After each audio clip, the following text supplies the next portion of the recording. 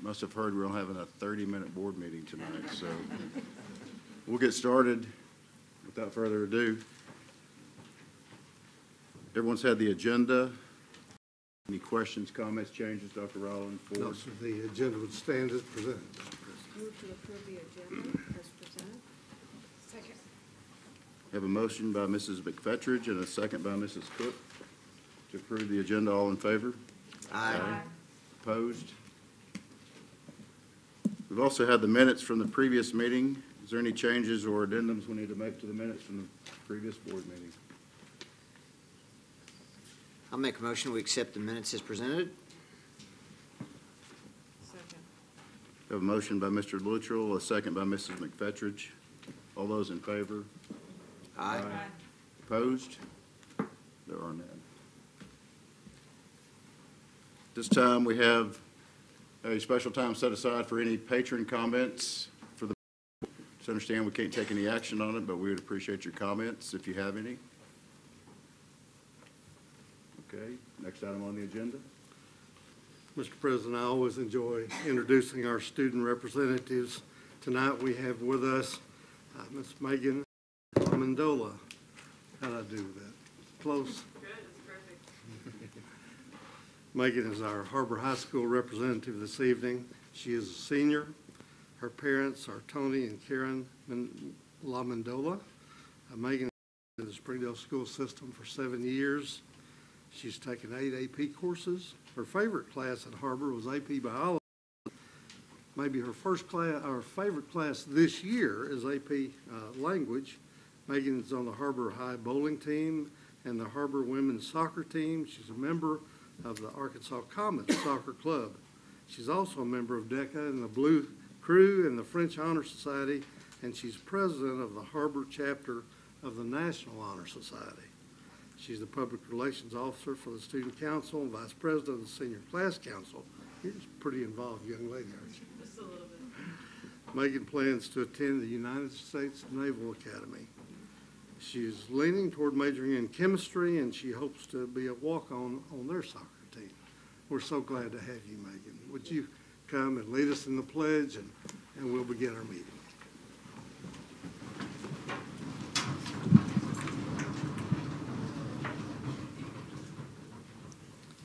I pledge allegiance to the flag of the United States of America and to the republic for which it stands, one nation, under God, indivisible, with liberty and justice for all. Megan, we would welcome any comments you'd like to share with our board and our audience this evening. Okay, sounds good. I just want to thank you guys for having me tonight, and I'm honored to be able to represent Har-BER High School. After 7 years in the Springdale School District, I take pride in when telling people that I'm from Springdale.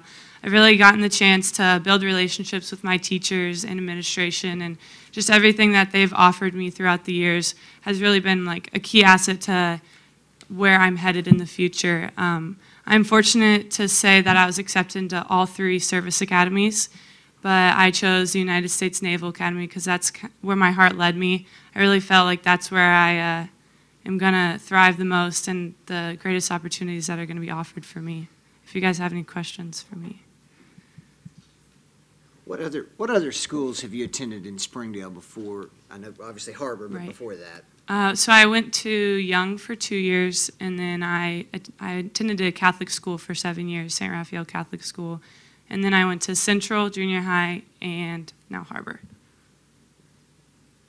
So what are you going to do at the Naval Academy? What do you hope to study and do when you get your commission?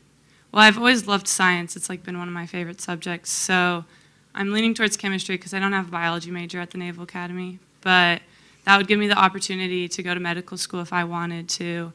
But then it would, like, after I serve, I could go back, and it's just something that interests me. But maybe after, I'm leaning towards pilot or maybe surface warfare officer. Yeah. How did you get the desire to apply to the academies? I mean, what drew you to it? Right. So my mom actually sent me an email one day, and I was like, "Mom, you want me to go to the Navy?" And she was like, "Well, why not?" And I was like, "Well, maybe maybe I will want to. So I just started researching it, and I fell in love with it. The people that are there are just like the best of the best in the nation. And I know that like when I go there, I'm going to be average, and I'm not going to be like the best person there. And like that's also what terrifies me about going, but it's like also what I love about it, because I know I'm going to be pushed to like a new height that I like wouldn't get at most schools. And so that's really like what like interests me the most about the service academies. I'm sure you won't be average, but I don't know. Okay, Some pretty so amazing the people. bowling team. Do they have a bowling team at the Naval Academy? I mean, maybe I could start one. I don't know. I'm not very good. That's like the spirit squad kind of. So I really like school spirit. Like if you ask Dr. Brackett, you probably saw me dressed up as a man this past week, like during tailgate dads. But it's pretty much just people who like run the student section at different games and just like help throughout the school with different activities. Do you need to tell the banana story? Oh, well, when I was in 9th grade, one of my friends, I like wore a banana for Halloween, and I was like, well, what would you give me if I wore a banana to the school dance? She's like, I don't know, I'll give you like $10. I was like, well, okay. And so I wore my banana costume to Sadie Hawkins to a 9th grade school dance. But it was a lot of fun. So you're a risk taker. I mean, I guess, I don't know, yeah. I'm not afraid to put myself out there. I don't know if that's risky or not, but. And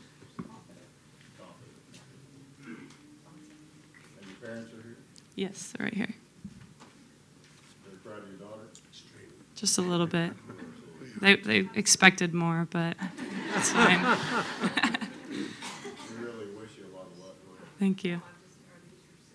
Yes, this is Mia and Madison, and they're in 4th grade and 1st grade at Young. Yeah, you'll have a couple more Lamandolas coming through. Thank you. Thank you so much. Good luck and keep us updated I will. on successes. Thanks.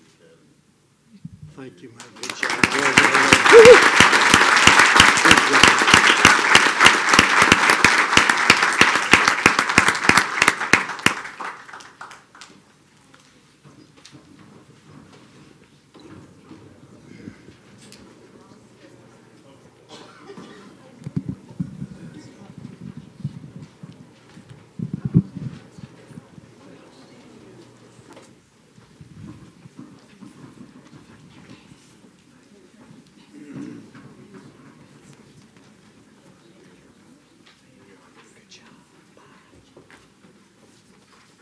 Thank you. Thank you.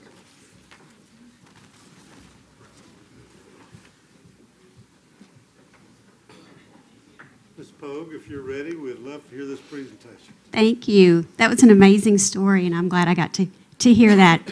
Good evening, Dr. Rollins and School Board. We're so proud to be here to get to talk to you tonight about being college ready. Can you go back one, please? On the staircase to educational excellence, they've started with Teach Them All, Learning for All, Learning Together, Graduation Ready, Career Ready, and tonight is all going to be about college ready. I'm Shelley Pogue, the principal at John Tyson. So proud to have these students here today. They are going to get to talk to you a little bit about their college dreams. We always try to have a culture of college and career ready at our school. We even put banners of all the staff members who have graduated college with their pictures by them. So we have a wide array of banners in our cafeteria, and it says, "What's in your future? Get college and career ready," just to try to promote that everywhere we can. I have listed way too many things to go over, but some of my highlights tonight that I really want to talk about is that we've started a Tyson Community Cafe, and where people in the community come and have lunch with our students. Right now it's with 4th grade in a pilot, but it might be an attorney that, I'm sorry, I have weather, so my voice is out. I apologize. But we have people in the community that share their experiences about going to college and the path that they took to get their position. And I'm excited about that. Another thing that I'm pleased is that we have so many partnerships in our community, but not just in our community, within our own schools. For example, you'll hear from some young ladies tonight who are part of the Springdale High School U of A engineering class.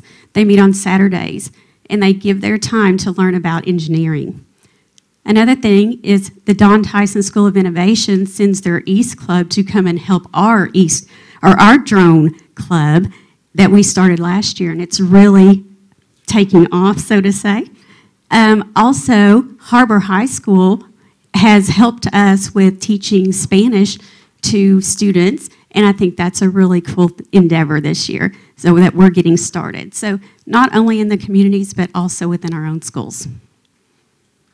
Our first guy here yes, will you introduce yourself? Okay.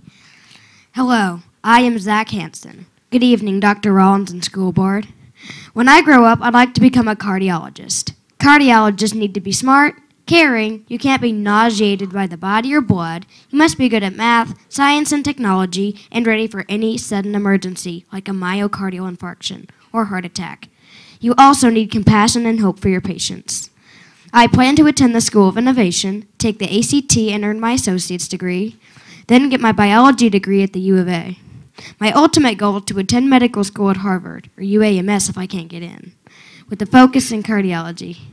However, none of this would be possible without the skills I have learned here at John Tyson Elementary.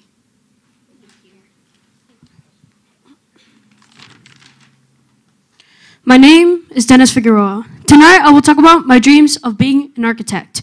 At Tyson Elementary, I learned the basics of math and reading. I've been doing many activities involving confidence, courage, and willing to take risks. I also do projects based on responsibility and cooperation with my classmates. I plan on going to the Don Tyson School of Innovation.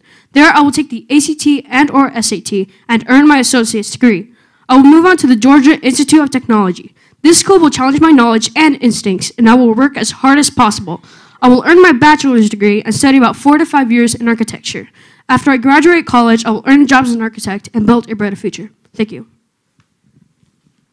My name is Jasmine Lopez, and I'd like to talk about how I'll get college ready. I'll be the first person in my family to finish college. When I grow up, I would like to be a teacher. Tyson helps me because we have Chromebooks, which lets us use the internet, Google Apps, and Google Classroom. Tyson gives 5th grade girls the chance to go to Springdale High School to attend the U of A Engineering Club. We get to do projects once a month on Saturdays. We build robots, solder pieces to make it work, and other fun science and math-based projects. This is how I'll be college ready. I will go to U of A to finish my bachelor's degree. I plan to be a teacher at a middle school at Springdale one day. Hello, my name is Jamie, and I have been going to Springdale Public Schools for 6 years.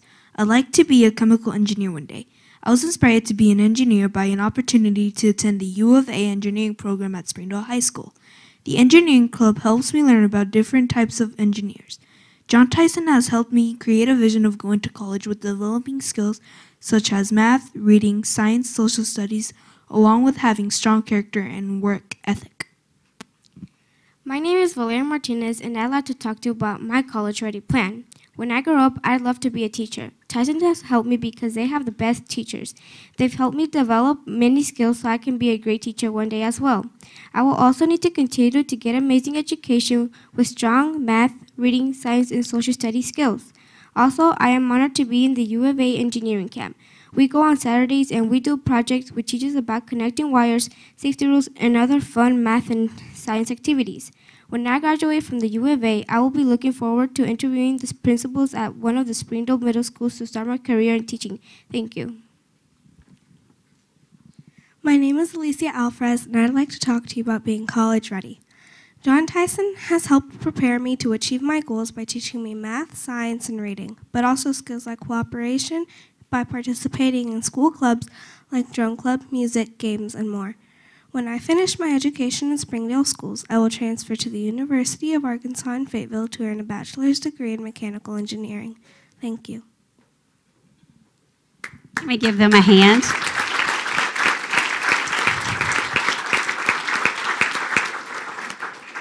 I don't know if you guys heard that, Dr. Brackett. You might start wanting to get her resume. But these ladies and gentlemen work hard. They represent Tyson tonight, and I appreciate them coming. Also, you have some note cards in front of you, and if you have any questions along the way, you could make note of those. You may be seated. I'd like to now have my friend and colleague, Miss Martha Walker, to come up and talk about Bayari Elementary. Thank you. At Bayari Elementary School, the teachers and staff focus on the whole child, including their academics as well as their character education. Our differentiated instruction and personalized learning allow teachers to meet the needs of our diverse population. I think my voice is going like Shelley's was. We have a lot of after-school activities as well that these students are going to tell you about, the things that they're involved in that give them opportunities to expand their horizons as well. By the time our 5th graders celebrate their transition to Helen Tyson Middle School, they're ready to face the new challenges there. This year, some of our 5th grade students were invited to HAR-BER High School for their Scholars Night, and they were so enthusiastic when they came back about the opportunities that were before them. So the conversations that we've been having since then sort of set the stage for tonight, and they are eager to share with you what they learned at HAR-BER and their plans for the future as well.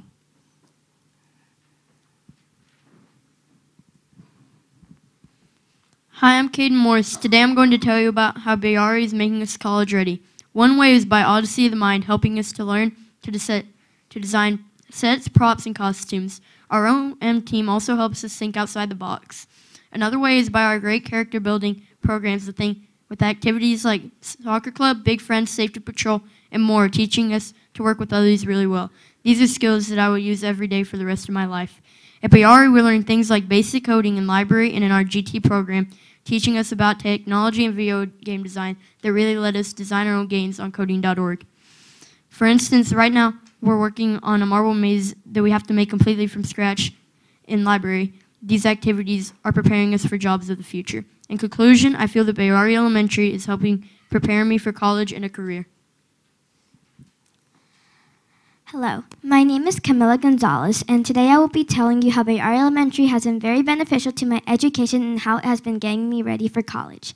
First, Bayari has been an advantage for my education by teaching me my basic learning skills such as reading, writing, math, and English language development. As my career, I would like to become a businesswoman and run my own coffee shop. My 4th grade teacher, Mr. Curtis, who runs the school cafe, inspired me to want to do this as my career. Our interns from the University of Arkansas have helped many students improve in their learning in many ways. To name one, having an intern in our class gives us the opportunity to ask more questions and talk freely. They are also good examples for us as we look forward to college. In conclusion, these are the ways that Bayari Elementary has helped us get college ready. Hi, my name is Ryan Malik, and today I'm going to talk about how Bayari gets me college ready. First, at Bayari, we study for tests, and that helps our study habits. Second, Bayari has an Odyssey of the Mind team that helps us think outside the box. And GT challenges me in STEM challenges. These skills will help us compete for jobs in the future. Also, at Bayari, we have soccer club. Before we go outside to practice, Coach Mesa will help us in math or with our homework. I also participate in safety patrol, which helps younger students safely walk home. This teaches responsibility. This is another valuable skill to prepare me for the real world. One of our new reading units is about debate. From this, I learned to communicate with people I don't agree with. This is also an important skill in the working world. In conclusion, Bayari is teaching us skills that we will need to be successful for our future in college and the world. Hi, my name is Mashiro Jr. Yamane. Today I'll be talking about jobs for the future, such as being an engineer, lawyer, or chef, and how Bayari Elementary will impact me in the future. Sit back, relax, and enjoy. The first thing I'm going to talk about is the future jobs that kids like me would love to do. The job I'm really interested in is computer engineering. I want to design things and work with computers. College will prepare me for this job. I also want to tell you about how Bayari Elementary is going to impact me in the future. Bayari teachers, interns, and staff members are always motivating kids every day. They tell us to do the things that will help us in the future. In conclusion, as a kid, there are lots of opportunities to build you up to be able to go to college and do the things you want to do in the future. Hi, my name is Caroline Mayfield. When I grow up, I want to be a chemical engineer so I can find a cure for cancer or Alzheimer's disease. To accomplish being an engineer, I need to work hard in all curriculars, but math and science the most important. Activities like GT and the Girls on the Run help me because I can do the things I like out of class. Girls on the Run helps me with teamwork and cooperation. These skills will transition me to the upper grades in school. I think it is really nice schools like SOI, HAR-BER, and Helen Tyson Middle School are allowing us to see our schools before we even go there. This inspires me to start planning for college and my future career. Thank you for allowing us time to share with you our plans about the future and how Bayari has helped us prepare for the future.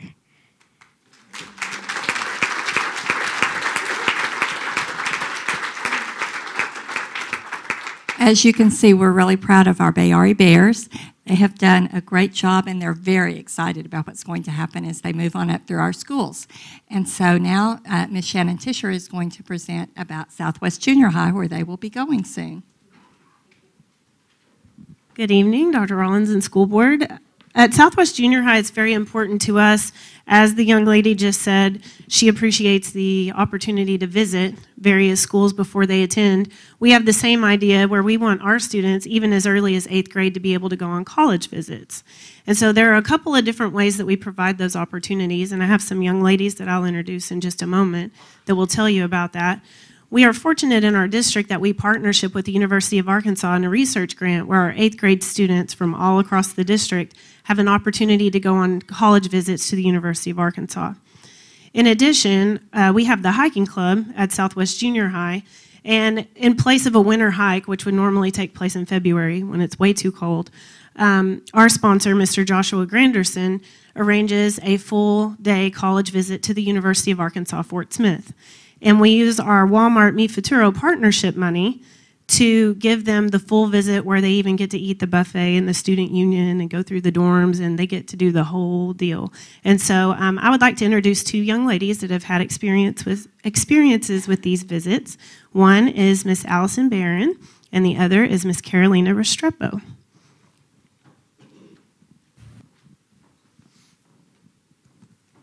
Hi. So my name is Allison Barron, and I'm an 8th grader at Southwest Junior High. And I went on both the University of Arkansas Fayetteville trip and also the hiking club trip to the University of Arkansas Fort Smith. And during those both of those trips, I learned a lot about what each college has to offer and which college I would like to go to based on the opportunities and what career I would like to follow in the future. Mm-hmm. Hello, good evening, everyone. My name is Carolina Restrepo, and I'm a 9th grader at Southwest Junior High. And a few weeks ago, I got the opportunity to go to the University of Arkansas in Fort Smith. I learned a lot of things that school has to offer there, like the amazing programs that they offer for different career paths. So something that I learned from there was that the class sizes are relatively small. If I remember correctly, it was like a ratio of like 18 students to one teacher. So I think that that's pretty cool, and because, sorry, I'm a little nervous. I think that that's really cool because we get an opportunity to really bond with our teacher, and we get to like know more about them, and we get to interact more with them. I'm a shy person, so I feel like that's really important because in a bigger classroom, I wouldn't necessarily ask a lot of questions because I would be scared that it might be like dumb, you know, as some students say. But in a smaller classroom, I would feel more comfortable. Everyone over there, they were so nice. That's what I really loved. They were really welcoming. The tour guides also, they told us about different career paths, which I also think is really important for some students that don't really know what they want to do when they grow up. So I felt that that was really important, and I really appreciated that. So my overall experience was really great. Thank you.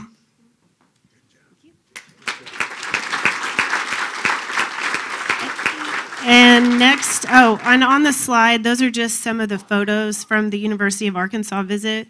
We took right at about 50 students, and the beauty of that trip was that every single student at Southwest that wanted to attend was able to do so. And they spent the entire day, and they had a really, really great time. Next up is HAR-BER High School, and we are going to begin with a video. College readiness at HAR-BER High School is more than just the strong academic rigor which we provide. It is also personalizing for each student so that they know their path to college readiness. We do more work hands-on, and we do a lot of work on the Chromebooks. I mean, for college, you're not going to be able to do a lot of worksheets and stuff. So. We have a really high level of rigor in our regular classes and our AP classes.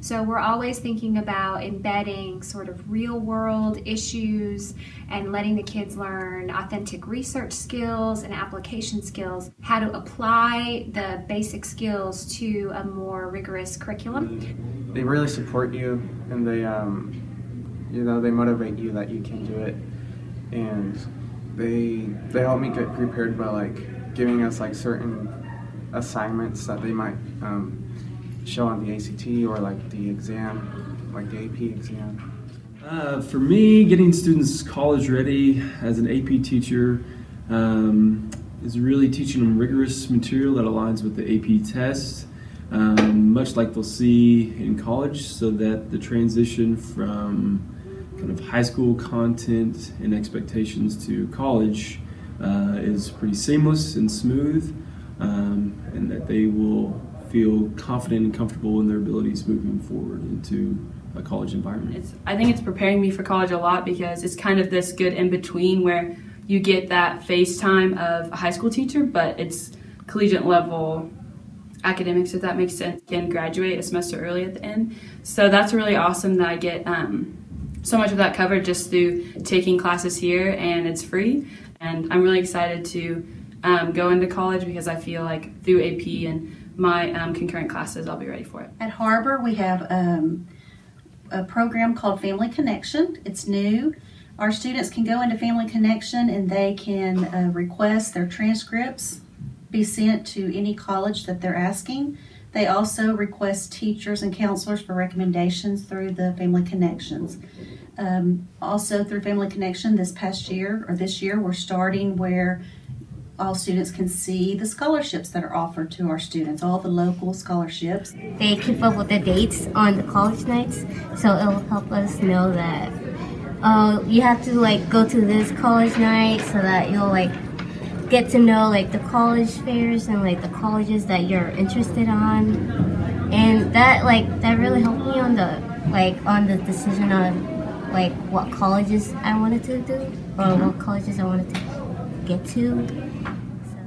The spring semester, when we do the college fairs and the FAFSA talks and the scholarship talks, it's to have them start thinking about where they want to go, what they want to study. Prime times where we sit down with them, we walk through the process of actually applying for college, we look at their options, how much it would cost, and we try to get them in contact with different people on how to do that.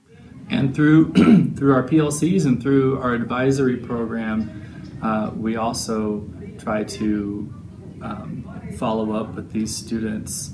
For example, my advisor, she gives me advice on what classes I should take. For example, I want to go into the medical field and become a pediatrician, and she recommends me joining HOSA or taking certain classes that will help me. Whether it be a kid that's going to go to NWAC and we're working with them on the AccuPlacer and what that's going to look like and how to participate with that, or the ACT, or even students that are going out of state. These kids are walking into those classrooms for the first time with a background of knowledge and skills, feeling confident and ready to sort of take on that new challenge.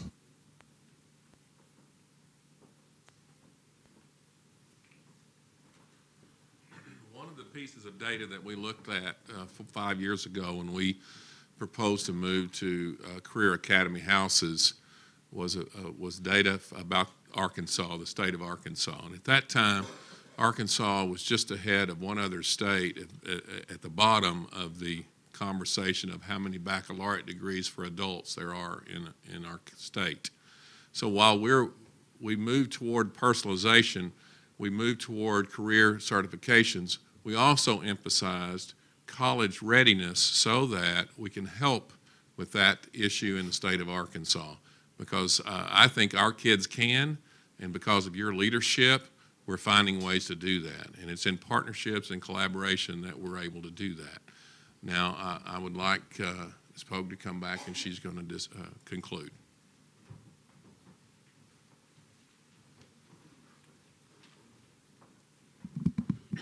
I would like to thank my peers and colleagues, Ms. Martha Walker, Ms. Shannon Tischer, and Dr. Brackett for helping us get this together. It was, I think, a great job. And I also want to thank the students who came tonight.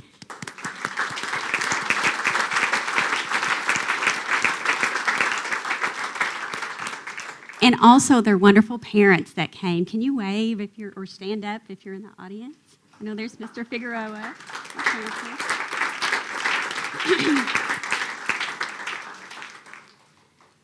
If you have anything written down on your cards or whatever, Dr. Smith, Dr. Morledge, and Dr. Slocum will be happy to pick those up for us later. Okay, thank you. We appreciate that, your presentation. Were all the younger kids, were they all fifth graders? Yes. Well, mine were fifth grade. Yes. So, I mean, really a great job. I know for those of you who attend the regular board meetings, again, I'm completely blown away by the confidence the students display up here presenting to an unknown audience, which I have trouble, and I'm having trouble right now communicating that accurately and the right way. But I mean, really, the parents that are here, just be so proud of your kids for the confidence they have that they can stand up here. I mean, you could not tell anybody was nervous one bit. You kids, I mean, that's a great job.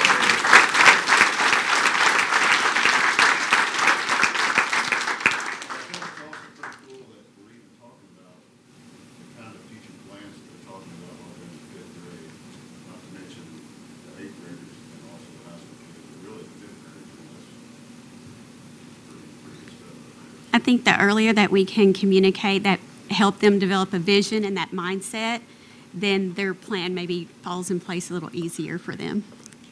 Thank you. I'm so proud of them. We're going to go out for a picture.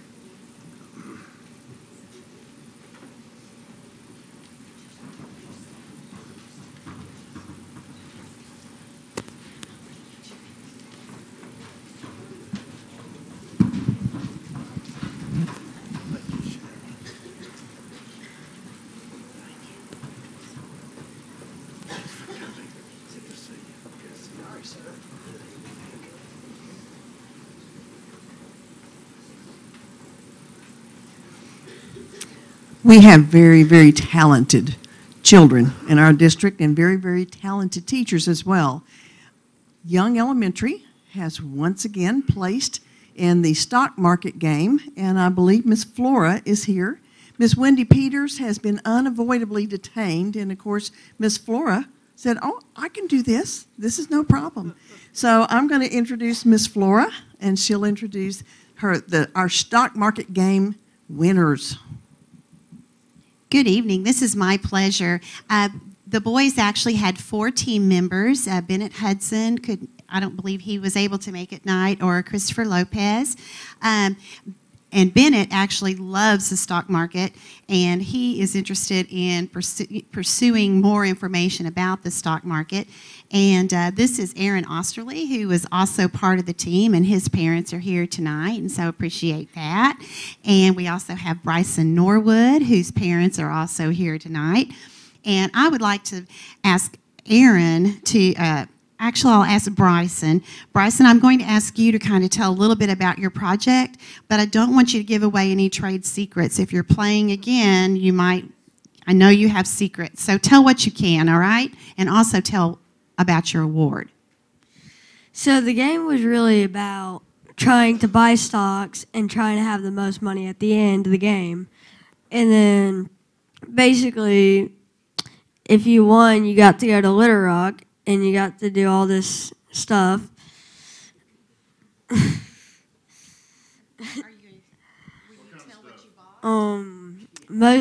Our biggest stuff that we bought was Home Depot, Walmart, and Tyson.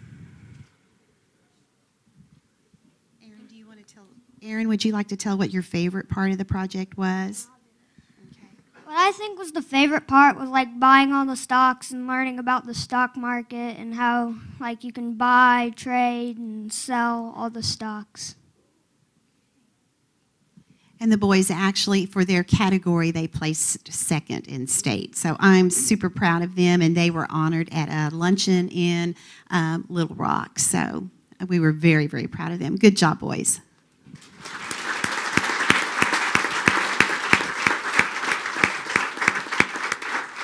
Parents, would you wave? The Australians, the numbers. Thank you so much.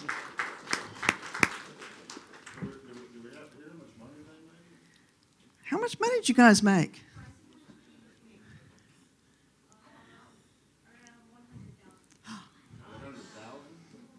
I'm going to be on his team. You didn't share it with your dad, did you? He's talking about you don't.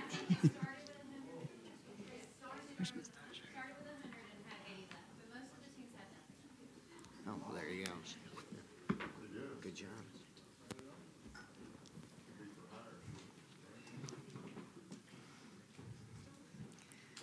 Ms. Mary Miller, who in Springdale is all things health. And she and Ms. Dozier would like to talk with you tonight about a project, a joint use agreement project at Hunt Elementary. It was for about $38,500. So I'm going to let them tell you about it. Ms. Dozier? All right. Mary applied for a grant for us to Blue and You, and we received a $38,500 grant that will fix our track and also connect it to the Razorback Greenway. And then $500 of that will be for the signage. And so we are so excited. The Springdale is going to be, the city is going to be doing the labor and the installing. So we're very excited. And that's really it. Thank you. Thank you.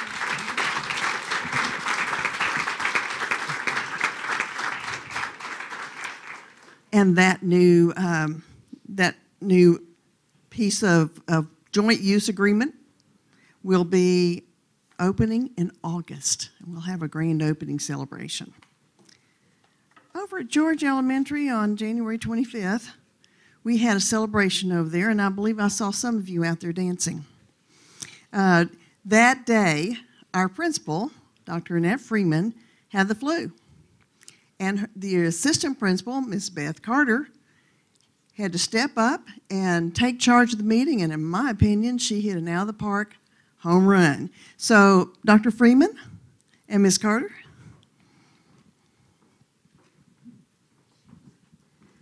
I have to say it was the most fun event I've ever been to. So it was a lot of fun to take over. She had gotten emails from November. I mean, this lady that she talked to, Lane Cook, she just emailed constantly. And I was getting emails and I was like, oh my goodness, email after email after email. And I thought, okay, well, I'll keep up with what's going on. But, you know, Annette's got it. And Sunday night she goes, I have a fever. I'm like, oh, okay, well, we have testing and ELPA testing coming up. And, oh, sure, I'll take this on too. Yeah, we got it. So Thursday came along, and I just said, no, this is a fun event. This is for our children to show what Go Noodle is and just show what they're doing in class. And so Go Noodle partners with Arkansas Children's Hospital. It started in 2013. It's short little videos that they can do that just kind of takes them away from their studies at that moment. And they just kind of 2 to 3 minutes, get up, be active, and it just kind of helps with our obesity rate too, to help them go down, and then also to kind of give them a brain break. So they're not thinking about things at that time. They're just like being active. And so we had people from Arkansas Children's Hospital there and Go Noodle. Mr. Jan Andre Williams, he's a 3rd grade teacher.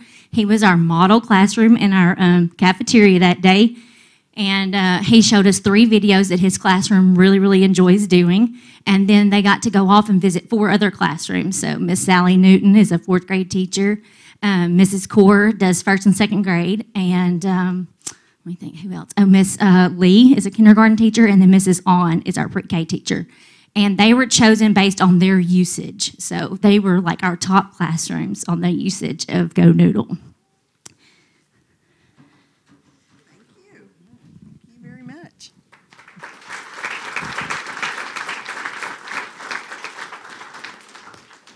Miss Pogue, would you come back? Did Miss Pogue leave? I lost you, Miss Pogue, and here you are with Miss Dillon. John Tyson Elementary does a lot of service work to give back to our community. Miss Pogue is here tonight with Miss Dillon to talk about their service partnership with the Samaritan Community Center and about the food that they raised. Ms. Pogue? Well, thank you. As you heard, our students are very much in part of the community. And even though we have needs ourselves, this actually helps our own school. So I would like to let her just kind of tell you what happened. Dr. Rollins, board, thank you for having us. I'm going to put this here so I can read my notes too. But also, I wanted to make an announcement. I am a 2002 Springdale alumni, and I just wanted to say Dr. Jinks, or Mr. Jinks was my physics teacher, and Dr. Marcia Smith was my math teacher. So, just wanted to give them a shout out. Sorry, I didn't mean to put an age on it. Oh no.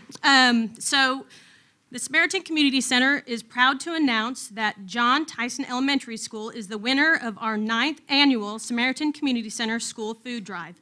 They're the winner out of 27 schools, and here's their little trophy. So this was an amazing year, and just know that every donation helps feed a family that is hungry.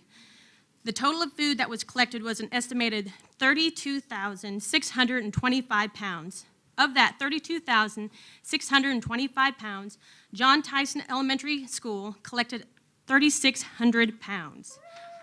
All of the 27 schools helped with collecting food items to help Northwest Arkansas neighbors. We personally want to say thank you to everyone and all the students who helped continue to feed our neighbors. Our Samaritan Market in Springdale and Rogers currently see close to 70 families each day, averaging around 350 people each week. Sorry, can you hear me? Let's see. Please note together we are feeding many families across Northwest Arkansas who are struggling. Did you guys have any questions? All right. Thank you so much.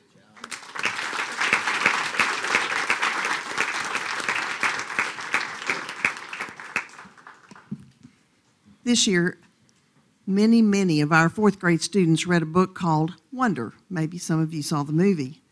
At Monitor Elementary, Miss Vanessa Stewart, along with about 9 of her 4th graders, created a presentation in response to Monitor's Great Kindness Challenge. It's based on that book. Now, what they're going to show you tonight is just a very short clip of their presentation. I want you to think of this like a movie trailer.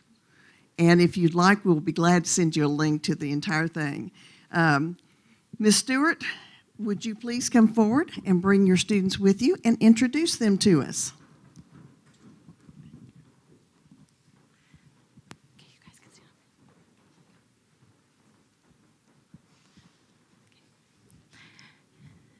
As Dr. Morledge said, I'm Vanessa Stewart. I teach 4th grade at Monitor Elementary. And we really monitor and other schools in the district also did the Great Kindness Challenge. Well, our class started in September. The Great Kindness Challenge was in January, however, we started way before that. And I have 9 amazing representatives with me to show, we have a short video to show you of some of the initiatives that we took in our school to spread kindness, not just in our classroom, but throughout our school community. And here, they're just gonna introduce themselves to you. Hi, my name is Victor Antuna. Hello, my name is Eric. Hello, my name is Shelby. Hello, my name is Samantha Crane. Hello, my name is Cabry Thomas. Hello, my name is Kalanya. Hello, my name is Rob Marquez. My name is Murray Acuff. Hello, my name is Diego Juarez.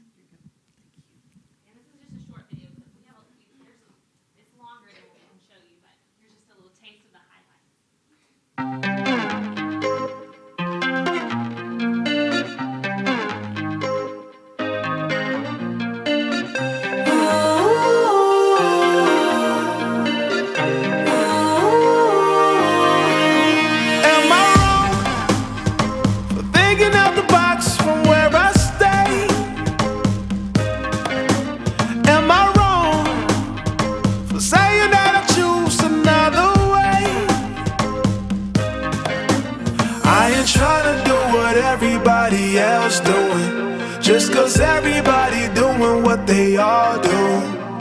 If one thing I know, I fall but I grow.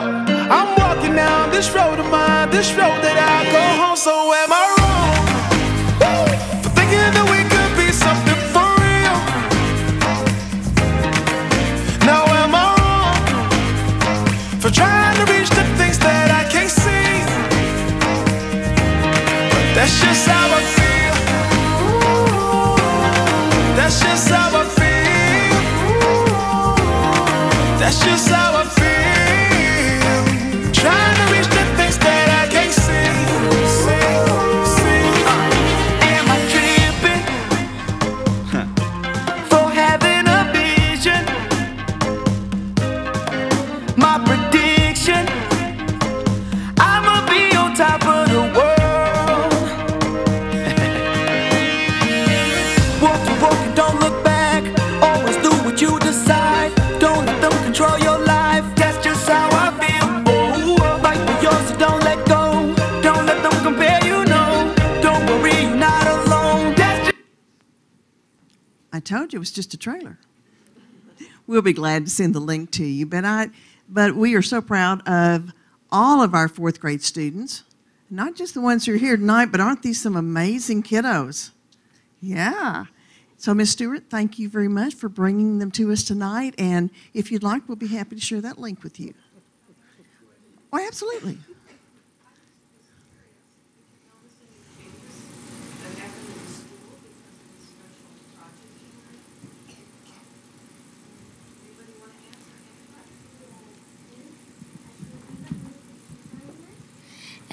For a kindness thing, every Friday we read to them so they can help grow smarter. And so we help the kindergartners grow smarter because sometimes they frustrate a lot. And so we help them with reading and writing. And so we just feel very generous to help little kids for our nation.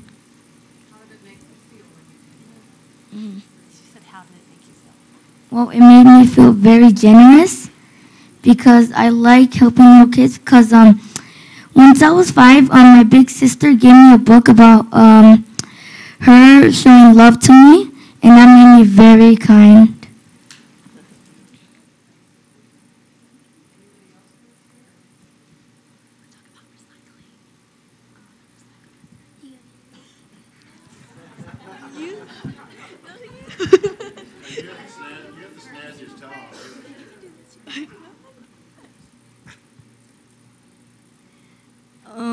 In recycling, we recycle all the hallways in our school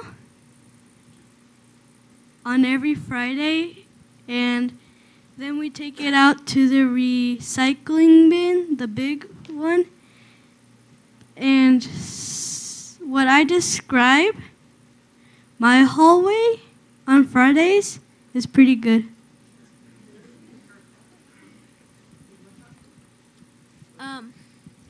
Every single person in our class has a certain room that they recycle in the whole school.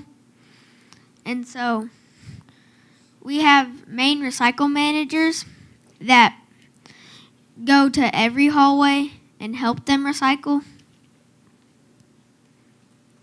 That's all I got. Thank you, Ms. Stewart. Thank you, all students.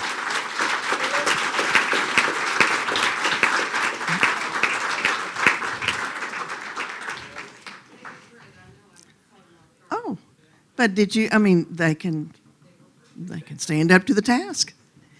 Well, as you know, our project Springdale Reads has many, many facets. Well, several weeks ago, Dr. Stuman and Mr. Josh Worthy approached me about branding for our Springdale Reads project in a way that they could also raise some funds to purchase some books. So tonight, there were 3 students who were also working with them on the project. Aaliyah Ghanem, I may not have said that right, Ghanem, okay, Jade Ross, and Fabian Romero. They all work on the project, and tonight we have all 3 students here with us, as well as Dr. Stuman and Mr. Worthy, and I believe Ms. Hendricks has something she may want to give you. All right. All right, Aaliyah. Okay.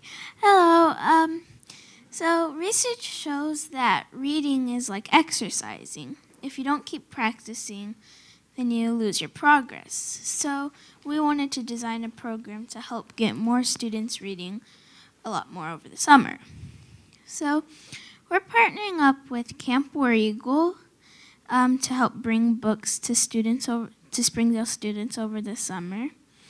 And we're also partnering up with Team Graphics to help us sell the shirts so then we can purchase books for these students.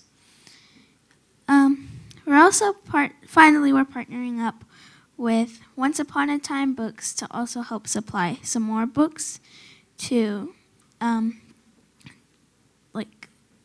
to Camp War Eagle, and also to help. Oh, I forgot the first part. Okay, in the first part, I was supposed to say to bring. I already said that. Oh. So we're also partnering up with. Finally, we're partnering with Once Upon a Time Books to help supply books to Camp War Eagle and other local schools around the district. So it was supposed to end, our campaign was supposed to end with the T-shirts. Y'all want to turn around and model the T-shirts. So, and then on the front, one of our students designed, so the students voted on the shirt design that they wanted. But it's not for Sonora students, it's for Springdale Reads. It's for all of Springdale and supporting all of our students. It was supposed to end last Friday, and we had someone request an extension so it doesn't end the campaign for the shirts until this Friday. But as of last Friday, we had made about $900 profit, $900. And Once Upon a Time Books, a lot of their books are just $1.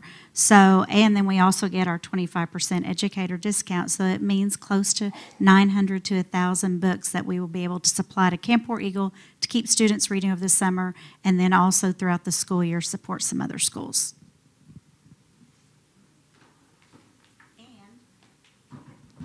And we hope that you will wear that proudly. All right. Sonora, thank you very much. Oh, yeah.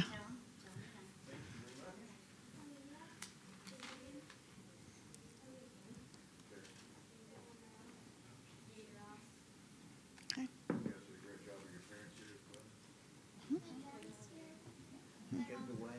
All right. All right. Thank you very much.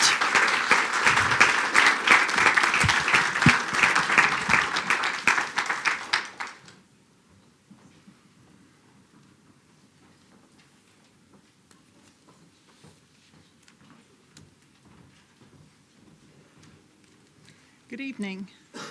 We've got some great things to celebrate. We have 3 items on the secondary agenda. If I could please have Mr. Tapey and Ms. Kautzer from Hellstern Middle School. They're going to be sharing some information about First Lego. And then if Dr. Cassidy will come forward, he's going to share some information about First Tech Challenge from SOI.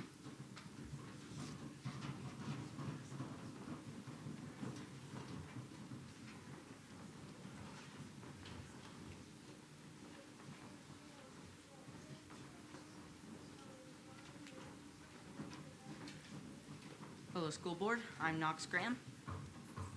And I'm Coughlin Dexter.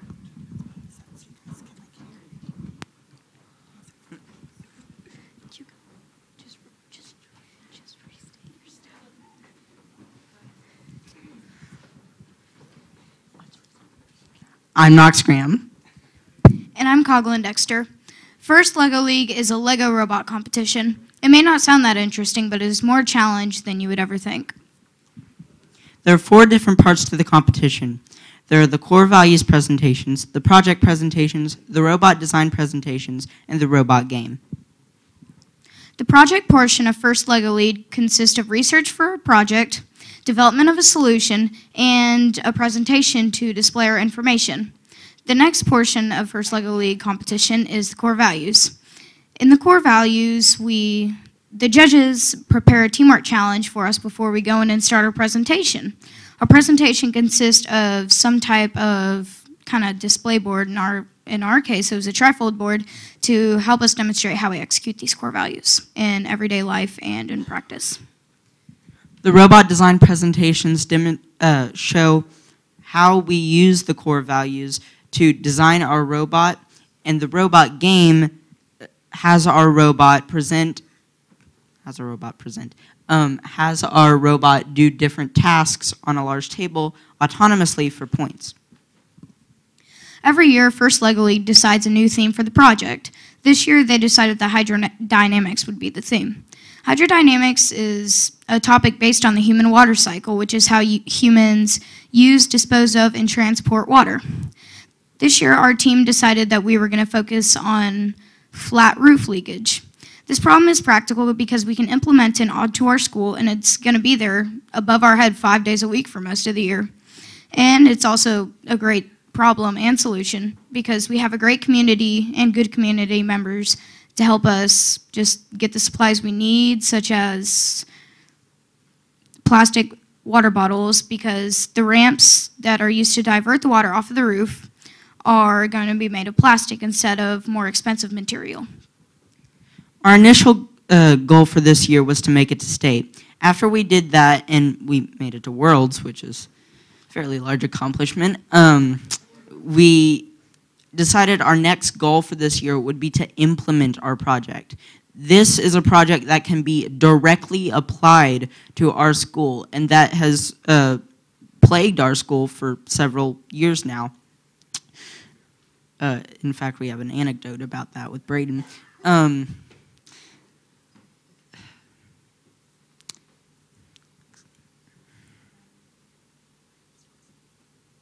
Thank you. The core values, that's really what FLL is about. That's the part of the competition that really we're going to take away.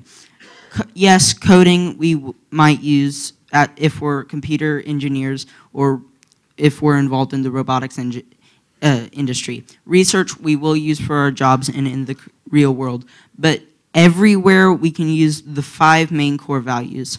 Cooperation, a combination between cooperation and competition. Discovery, integration, inclusion, and teamwork.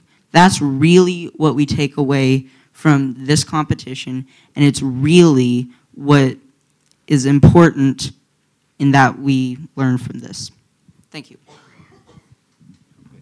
Hey, thank you for your time. We also just wanted to say special shout out to all their parents. We have the best parents that support our team in the world. They have donated so much time and so much stuff too. We sent out an email saying, hey, we really could use some of this stuff, and within 5 seconds, all of that stuff was provided. So if you're a parent of one of the HAR-BER students, if you could just stand up really quick, that'd be awesome.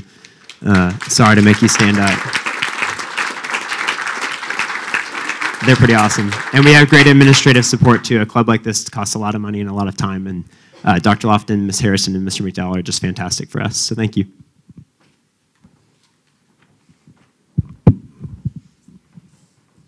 Good afternoon. Thank you for the opportunity to visit with you. We are Root -1, the First Tech Challenge robotics team affiliated with the Don Tyson School of Innovation. I am Connor Henson, and I am a sophomore at DTSOI. I'm Abby Herrera, and I'm a 10th grader at the School of Innovation.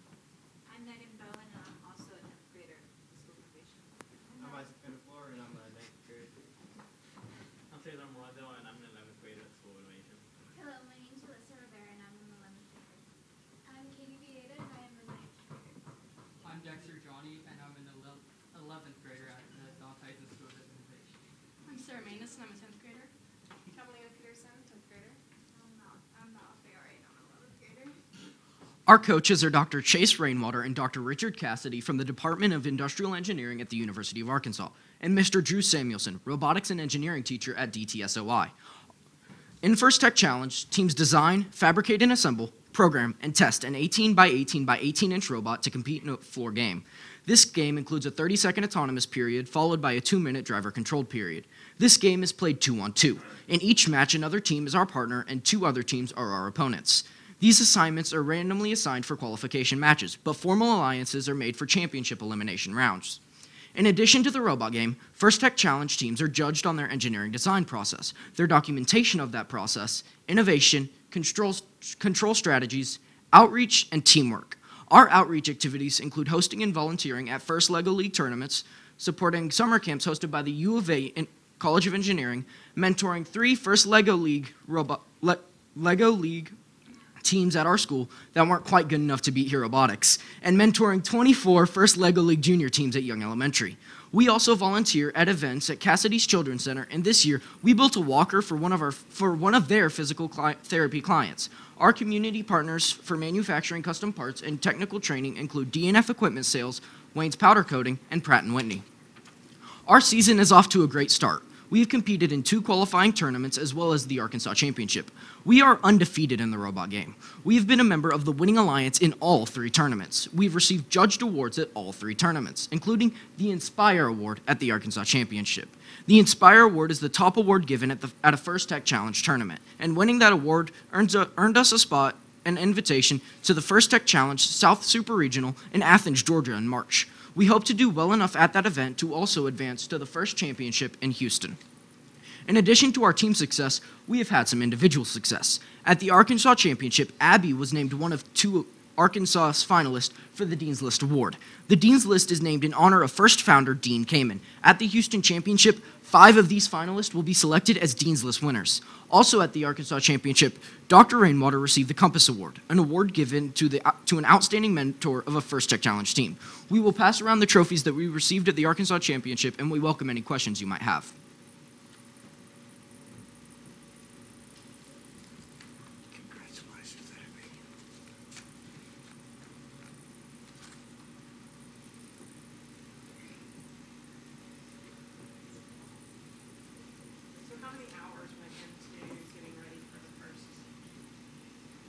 Our team works a lot. Just an example of our schedule before competitions.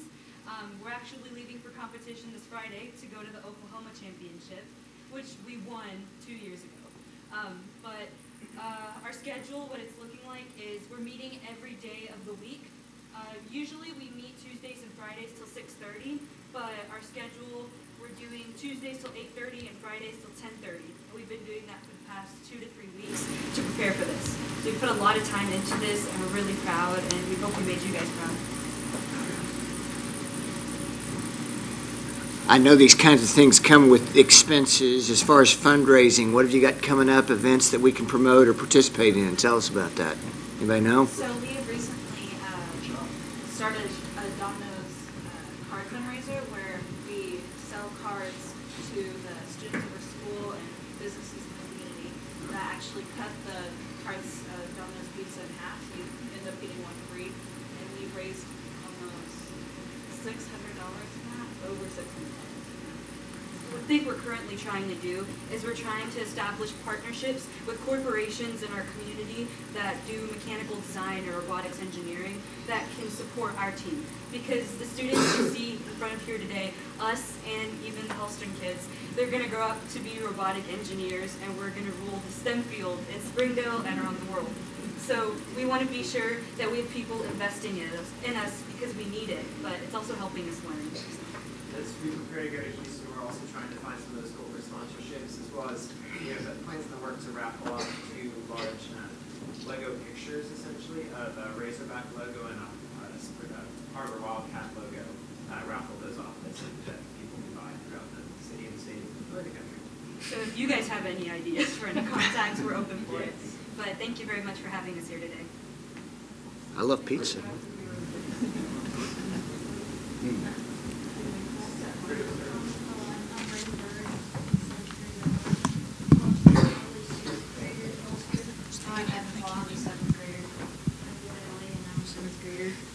I'm Tucker McKinley. I'm a 6th grader.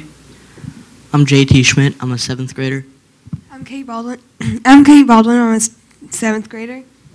I'm Coughlin Dexter, and I'm a 6th grader at Halston. You already heard me, but I'm Knox Graham, and I'm a 7th grader.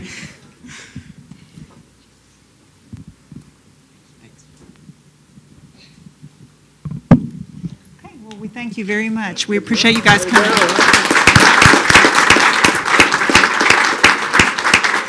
So as they're leaving, my math is coming out. Does anybody want to explain root -1? Because I know what it means. the square root of -1 is the imaginary number, so in math it's represented as I, and since our school was known as the I School, or SOI, it's a play on words. Thank you. Thank you. Thank you.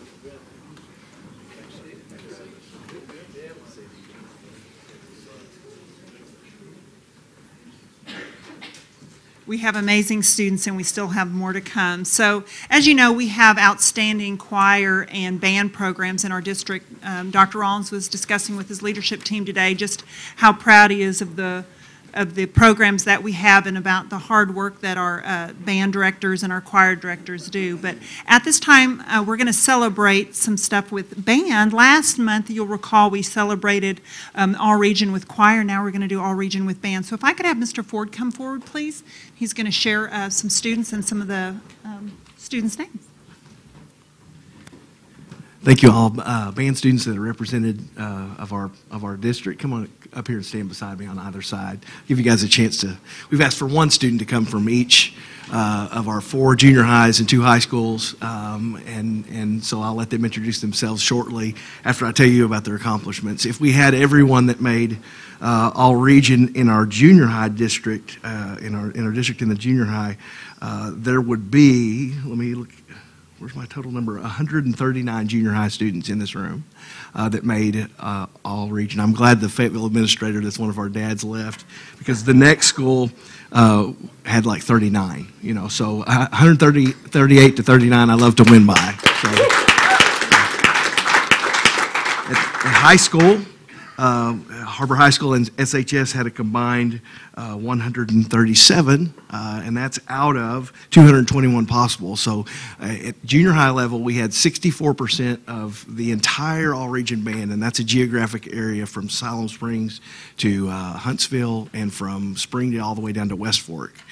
We had 64% of the junior high all region as Springdale band kids, and 63%. The high school lost to the junior highs by 1 percentage point. We had 63% of the high school chairs.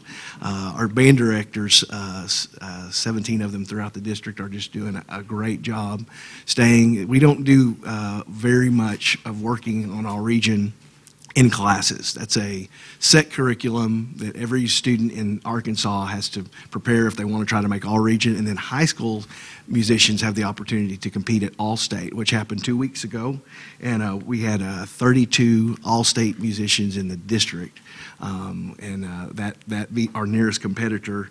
They had, let me be careful about this, 7. So we're really excited. These guys work really hard. I'll let them tell you where they're from, what school they're representing today, and what instrument they play, and what you made it all region or all state. All right, let's start on this side. Hello, I'm Victoria Ledbetter. I go to HAR-BER High School and I play flute, and I made first band, second chair at All-State. I'm Nathan Dunlap. I go to Central. I play euphonium. I am first chair, first band, twice in a row. My name is Jonathan Dunlap. I attend Central Junior High as well.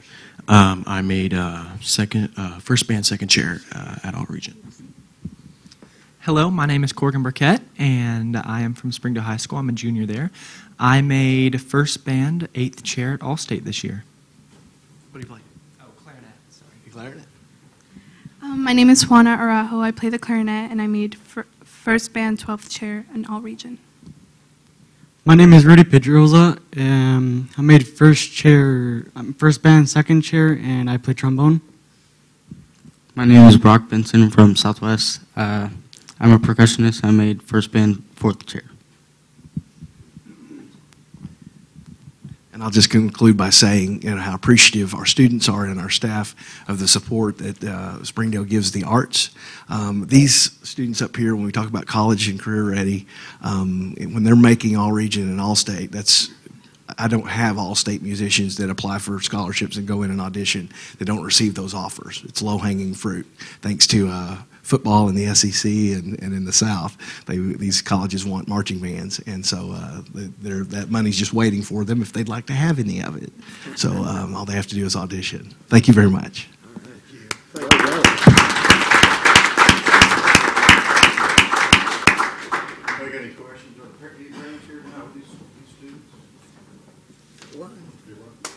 Thank you all. Great job.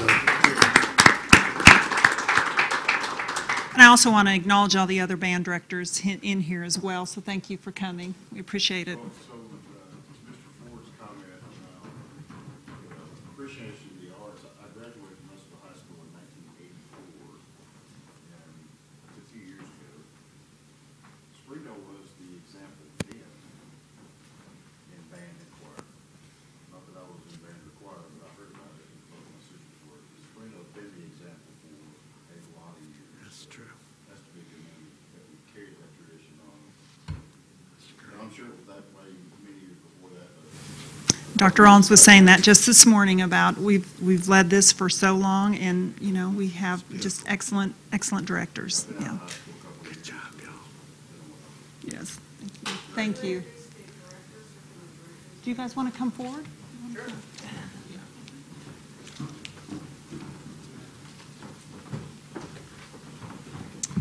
My name is Omar Alonso. I'm a band director at Southwest Junior High. Good job. My name is Julia Stevens, head band director at Springdale High School. Chris Shelby, head band director at Lakeside Junior High. Sarah Miller, assistant band director at Springdale High. Ashley Beatty, I'm one of the directors at George Junior High.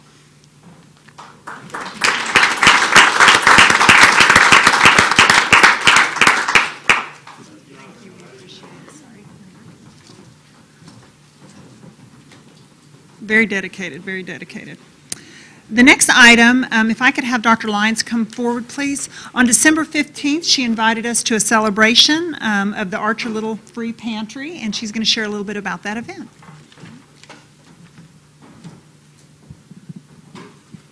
Hi, Dr. Rollins and the board. As you know, the vision at Archer Learning Center is to be the state's most effective ALE in supporting students to become valuable contributors to their society and then thrive in post-secondary and career pursuits.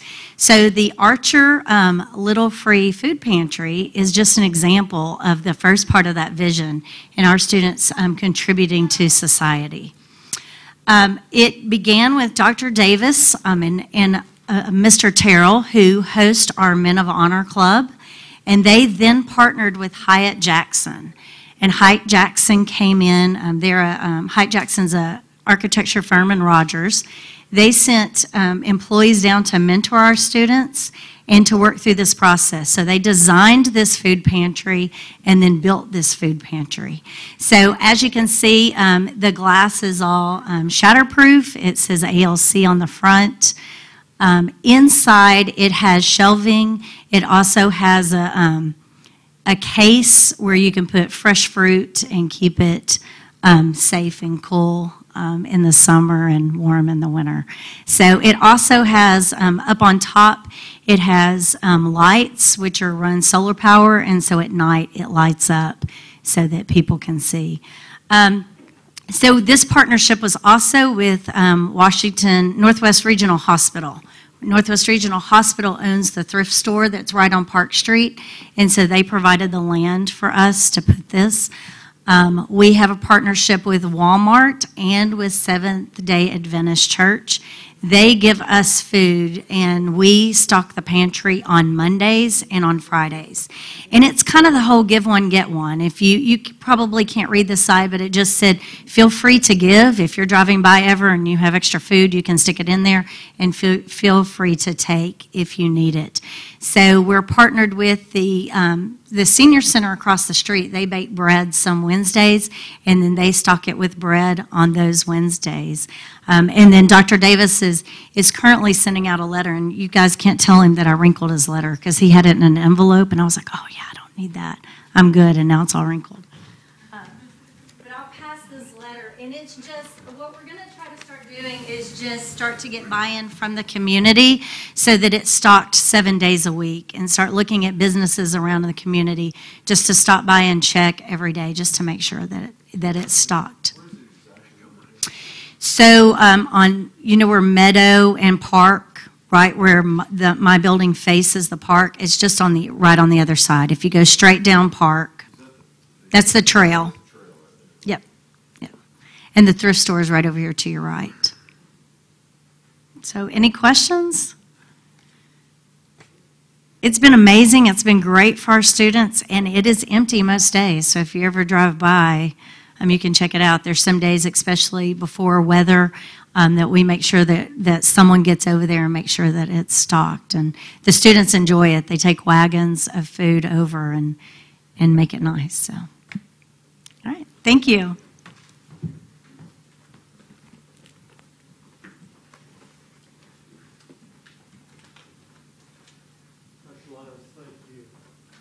Those young men and women were really proud to be a part of that program. Board, if you would, turn to page 44, I believe, in your agenda. I know each of you are very aware of the work of our Springdale Education Foundation. I'm very pleased to have Mr. Chris here to talk about the latest round of really what I think are grants to motivate, stimulate different kinds of learning. Absolutely. So, Board, you see this listed. I'm going to ask Chris to make his announcements and share any personal information he would like. Thank you for all your work. Good job. Sir. And I have several of the grantees are here. They're going to take a few minutes and just tell you a little bit about their project. The projects that we try to fund are those that fall in the gray area. You know, I always tell people it's that super cool project that you take to your principal, and then you hear, yeah, that's great. I wish we had money for that. So those are the types of projects that we really try to focus on, those that serve kids in the gray area, that expand the classroom in some form or fashion. What you have in front of you, you have a listing of the grants that were funded in December, and in the back is just a short snippet from each one. It'll tell you a little bit about those. So if our grantees are here, come on up. So as they're coming up, they're going to tell you a little bit about it. I'm just going to give you some numbers. With this round of grants, we're approaching $325,000 in classroom grants that we've put back into the school in the last 6 years. That's a much larger number than I really thought we were going to be at this quick. A good portion of the grant money that we have available comes from district employees themselves that choose to participate in a payroll deduction to do that. Then we solicit funds from outside sources. You can see in this latest round that several of these are named, and that's a strategy that we're really pursuing is those that want to set aside a legacy. If you want to set aside a scholarship, we'll certainly help you do that. If you want to set aside a grant fund, we'll certainly help you do that too. Our objective here is just simply to serve kids and serve teachers. So I'm going to get out of the way and let these guys tell you a little bit about what they're doing. I'm Abigail Farrell, and I'm the East Facilitator at J.O. Kelly Middle School. Coming here tonight, Dr. Rollins and board has just helped me realize that we are raising our children in the right place. And sometimes as a parent, you need that. You know, as a teacher, I see it every day. So thank you for that. Our program, our project, I asked the East kids, I said, what do other programs have that we don't have that you want? And they said an Oculus Rift. And I said, a what? What is an Oculus Rift? And so then they start telling me about how an Oculus Rift is a 3D or a virtual reality system. And they said, all the new programs have them, all the junior highs have them, all the high schools have them. That's what we want. I said, what are you going to do with it? And they said, we're going to give students experiences that they probably won't ever get. And I, as a teacher and as a parent, I started thinking about how valuable experiences are. I do summer camps and things, and lots of times my children who are 8 and 6 will be there, and their input and what they have to say is so much different than some of my students because of their experiences. So what we're doing with the Oculus Rift is not just in the East classroom. It is on a table with wheels, and it will go in any classroom where it's wanted or needed. And students will be able to, well, teachers will look at this database that our East students are creating that match up to curriculum. So if your students are learning about the interdependence of organisms in an ecosystem, they can go in a 3D world and they can create an overpopulation of deer and see what happens and why they're interdependent. They can go take away all the bees and see what happens and why we need the bees for pollination. So that's one step, and that's really cool, and they're finding all these things, these experiences that are already there. But the other thing that East students across the district can do is they can create in this program called Unreal Engine, which is about all I know about it, is that's what it's called, 3D environments. So if a student wants to explain his or her knowledge of how organ systems work together or how animals live together in an ecosystem. They can create the world that then is going to teach their peers about it, and it's going to show the teachers really what they know. So that's what we're doing with the Oculus Rift. It's been really fun. I can't put it on. It gives me a headache. But so far it's been a lot of fun, and I can't wait to see what comes of it. I really am interested to see the virtual experiences that our Springdale East students will create. And it's neat to see them saying, this is what we learned in 5th grade, and we need something to help us. Or, I understood the parts of a cell, but I think it'd be really cool to see how that all forms together to make an organ. So that's kind of fun to see them reflecting on their own experiences. Thank you, guys. Thank you. Good evening. My name is Veronica Santillo. I'm one of 2 pre-K counselors this year, and my project was the obstacle course sensory room. I noticed a lot of my behavioral referrals were coming from kids who really were struggling in the classroom with sensory issues and lack of executive functioning skills and just social emotional skills. So I wanted to create an atmosphere where I could do a small group or an intervention, bring them in, do some physical movement, sit them down, do a social story, teach them a skill, and then take them back into the classroom where they could actually apply those skills and see if it helped increase their academic focus and attention and just overall social skills.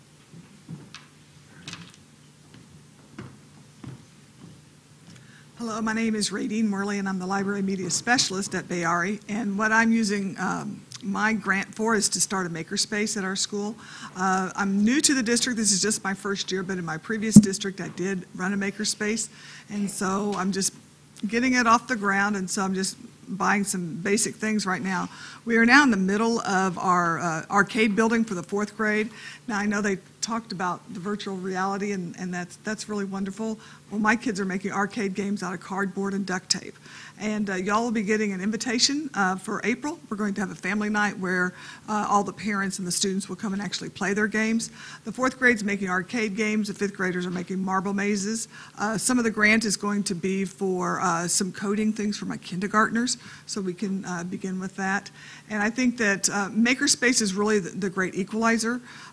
In a school, you have kids that perform well in an academic setting, but then you have kids that don't. But you know what? You give them something hands-on, and they can really shine. I had a student at my former school, and she's really what has inspired me to start this again in Springdale. But she was just a kid that was always on the fringe, and she didn't do all that well in the classroom. And when I announced that we were going to do this, she just really came alive. And so she actually designed a foosball, not a foosball table, an air hockey table, and she designed it to where it was really low to the ground. Now remember, this is out of cardboard and duct tape, so it didn't, have air for the air hockey, but that's okay. She took a round, what had been a tape, the cardboard from inside a big roll of tape. She took that, she took a toilet paper tube and put it on top, and she taped that all together. And I know it must have a name, but the thing that you go like this. You know what I'm talking about? Okay. And so that was what that was. But she designed it low to the ground because her sister was in a wheelchair, and she wanted her sister to be able to play her game. And so her teacher told me after she was watching her do that, she said, I wish she showed, that much interest in the classroom. Well, after Taylor had done that, she became a more competent young woman, and in 5th grade she was really, I can say she was actually changed. I can't say that's all for Makerspace, but it's just, something that was a boost for her and for her, just to encourage her to be all that she can be. And so, in Makerspace, they are encouraged to be creative. They are encouraged to take risks, to try. And when they fail, because of course they will, not, your first idea is not always the best, then we encourage them to pick themselves up. What can we do to modify what you've already started and go on? I had a kid today, he said, yeah, I want to start over again. I said, no, we're not going to do that. Let's see what's going on. He got a little aggressive with his maze. It was just going to be way too hard. I said, let's just put some paper over that, and then you can try again. He goes, oh, that'll work so great. I'll try again. And I said, see, we can solve the problems. And that's what Makerspace is all about.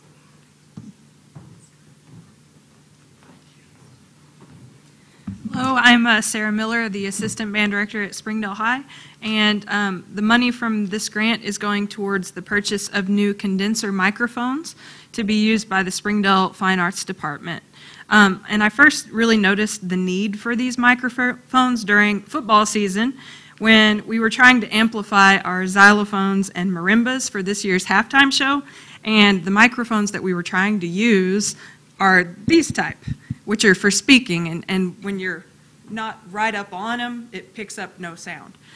So these were the type of microphones that we were trying to use in our xylophones and marimbas. So we couldn't hear anything, like in the bleachers up there where the judges would be sitting during concert assessment and stuff, we just couldn't hear anything. So we found out that they were these type of microphones rather than the condenser microphones. And so we were trying to use equipment that just wasn't working. So with the grant money that was awarded to us, we were able to buy 8 Audio-Technica condenser microphones with windscreens to have good quality sound outdoors. And these microphones can and will be used by several groups at Springdale High School, such as our jazz band for amplifying our soloists, amplifying our front ensemble marimbas and xylophones in the Springdale High School marching band, and also miking our string instruments in our new mariachi group that we started. And also, you know, theater productions and musicals can also use them, as well as the choir program as well. So, you know, Springdale, we're really fortunate to have a long history of successful band and choir programs, and being awarded these funds to purchase these microphones has ensured that our fine arts department will have the quality equipment to use for our performances.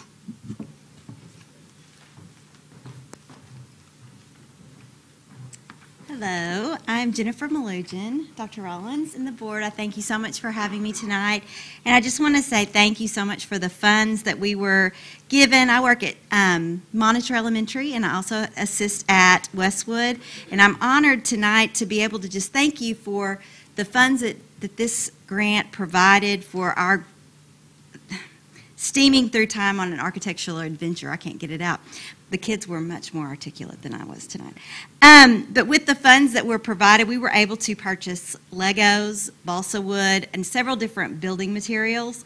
And my students are then going to go on virtual field trips to the 7 wonders of the world. Then we will they're going to choose as a group to recreate one of those wonders. And then after we've done that, then we're going to study the engineering present. And we're going to actually go on a field trip to Crystal Bridges and then go in the Frank Lloyd Wright home and do all the different stuff so that the kids can have so many different experiences in order to then create their different buildings that they're going to make. They're going to keep up with this with a photo log, and then we're going to put together a photo essay and be able to use that as their assessment to share with their friends and classmates all about all the different things they've learned about these wonders. So without these funds, a lot of these experiences wouldn't have been possible. And I want to thank y'all.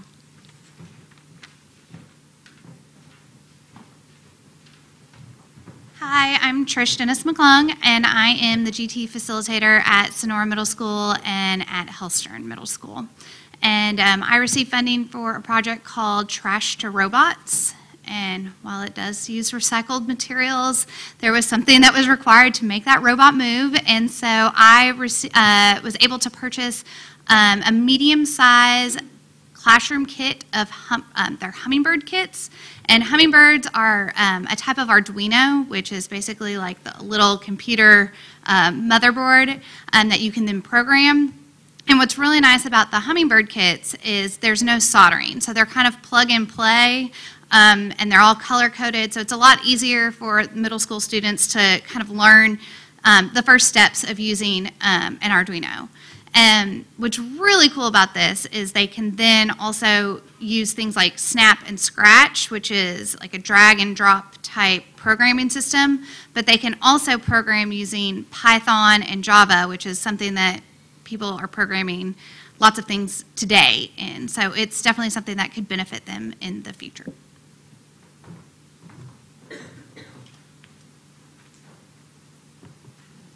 I'm Kathy Hall, and I teach at Central, and my grant is no part, no problem. The first time that I encountered a robot was in the pages of Isaac Asimov's I, Robot, and those robots were exquisitely machined, they were perfectly put together, and they were diabolically clever. Fast forward a lot of years to the best robotics team that I coached at Fayetteville High School, and the students had to bring their robot from their imagination into the real world. And it was incredibly frustrating because they had to machine every part. And we didn't have kits like the students choose now.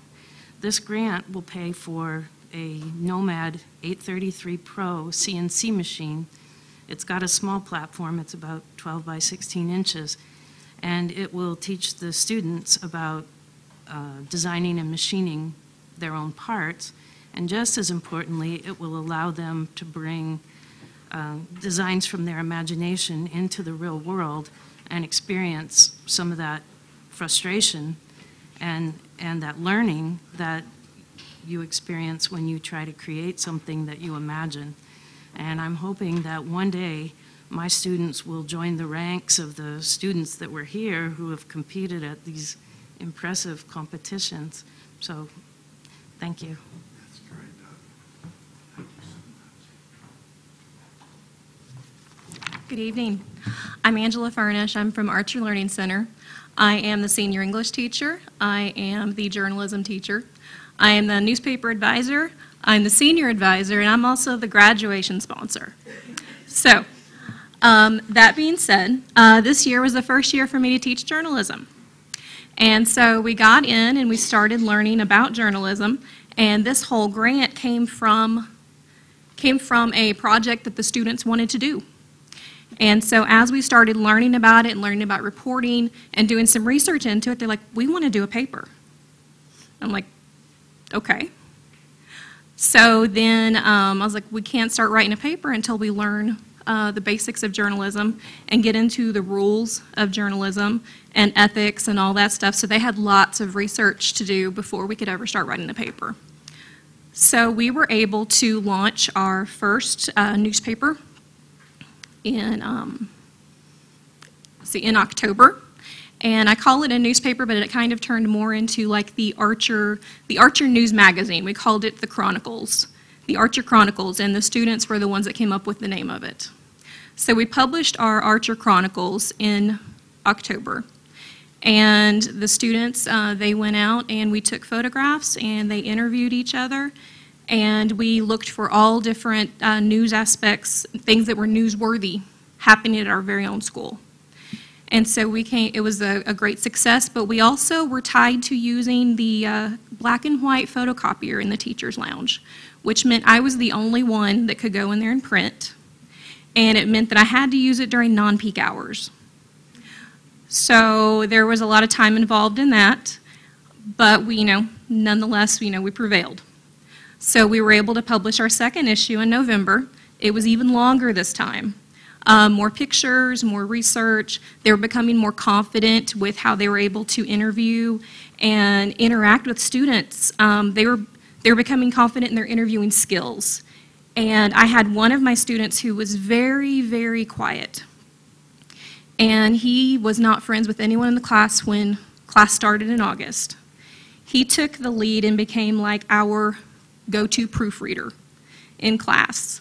And so the students got to where they would submit their articles to Dylan, and Dylan would be the one to go over the articles and then review it before he turned it into me.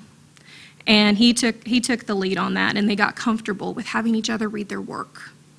And so it challenged him. When he was writing about this to me, he told me it pushed me to a higher level to make sure that my writing was the best that it could be. And so then, it also gave me a great level of, feeling needed and pushing myself toward the best I could do by reading through other people's work, and that they put that trust into me. So we got our last issue was a special edition in December. It came out the day before the net neutrality vote because I had two students that were very, very passionate about the net neutrality issue. and they wanted to make sure that all of the students got out and that they contacted their congressperson regarding how they should report regarding the net neutrality vote. And so we made a special edition. We had to make press that day, and so they were able to get that out, and we had students all over campus talking about net neutrality and how, they were afraid of, things to come with the internet. And so then January started, and I have a new group of students. So we're back, trying to learn the basics again. But I've got my core group that started with me in the fall, and so they took the lead, and they've established a lot of things. So I was the recipient of the Archer News is Good News. And so with the money that we are receiving from the grant, we can purchase our own dedicated printer to have in my classroom. It's going to be color. So we'll be able to have our first issue published in color. We're also able to purchase a Canon Rebel camera, so we can actually do some photojournalism lessons and things like that. And I plan on sending a next issue to all of you so you can see the results of that. Thank you.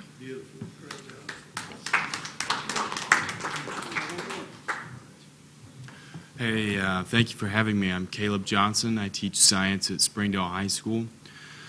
And I'm the recipient of the Truity STEM grant. And so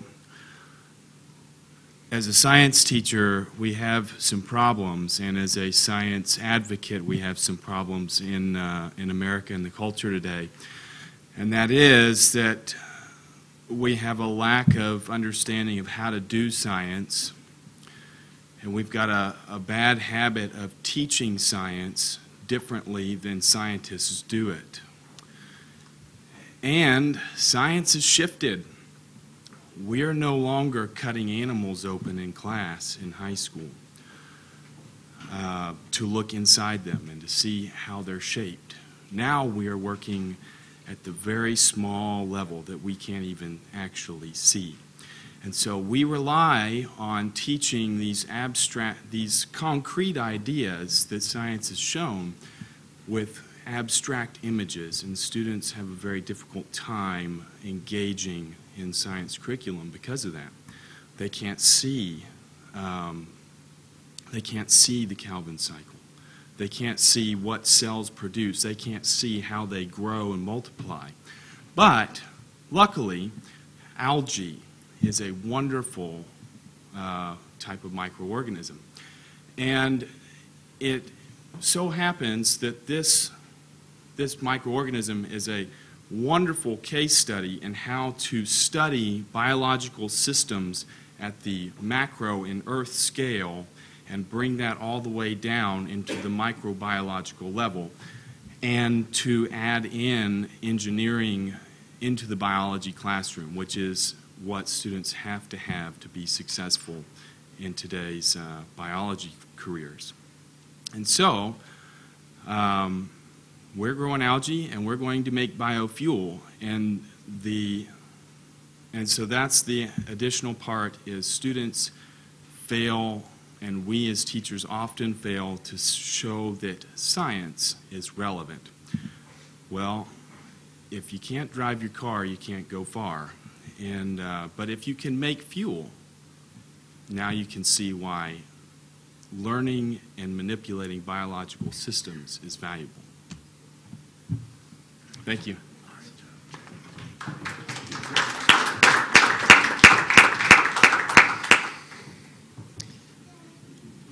So, Board, you can see that, I mean, the dollar amount's not huge. It's a little over, it's just a little short of $12,000. But I think the skills that we're going to be able to help these people transfer to their kids will far, far, far outpace any of the dollar amount that we can put to that. A few other things I wanted to touch base with you.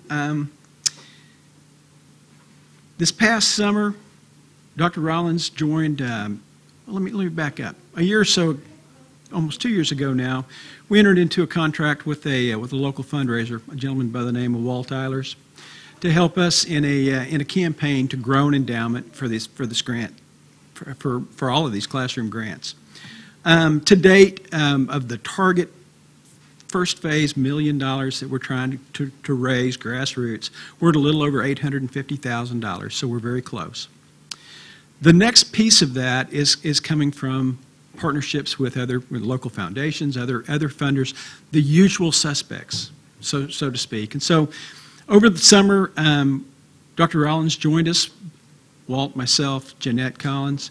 We visited with the Winthrop Rockefeller Foundation. We have an impending site visit coming to, well, I guess we'd made a site visit to the School of Innovation. No, I'm sorry, that was the Wingate. Winthrop Rockefeller, we will loop back with them when they release their next funding cycle. They have a very keen interest in our Marshallese population. They have a real keen interest in literacy. We have a real keen interest in connecting those two. And so as soon as they release their next round of funding, we will loop back with them. The Wingate Foundation, it's probably the best kept secret in the world. Wingate Foundation is based out of Siloam Springs, private foundation. They fund in the visual arts. They fund tens of millions of dollars a year only in visual arts. John Brown is the executive director. He came, what I thought was going to be about a 30-minute tour of the School of Innovation, and it was, I don't know, 2 hours. And he's invited us to submit a proposal to the Wingate Foundation to help in the next phase of the School of Innovation construction. We don't know exactly what that looks like yet. We're still investigating a little more about what they want to see, but he has great interest in being part of that. The Walker Foundation, still working with them. Literacy's been their thing. As you very well know, the Walker Family Foundation has an immense legacy of funding in and around Springdale schools. We want to help them continue that. I expect to see some transition now that things at that foundation have changed a little. The Schmieding Foundation, gave us a $10,000 donation towards the Tita Rollins Early Literacy Grant. I'm going to touch back on that in a minute. The Walton Family Foundation, we had a really good introductory visit about our Springdale Reads and a grant for that. And I know Megan's working on that, and very hopeful that we can come up with a very successful application to help in that. And then finally, the Endeavor Foundation, again, we will loop back with them when they release their next funding cycle. The Tita Rollins Early Literacy Initiative, and I think it's a really bold initiative, and we're really pleased to be able to partner with Dr. Rollins and the district to help reach out to patrons, friends of the school district, supporters. As you very well know, we have 90 kindergarten classrooms, about $1,000 per classroom to establish a classroom library of high-interest, age-appropriate books. I know Dr. Rollins and his staff have solidified some agreements to where we can do a one-to-one match through some of the local vendors. So our target's $45,000. Through various gifts, donations, what we've reached, we're just a little over $30,000 of that money raised so far. And so we will continue to solicit those funds, and hopefully we can be at that $45,000 level where we can get these classroom libraries established quickly. So just an update, that's kind of where we are. The last piece I want to talk to you about, scholarship season is upon us.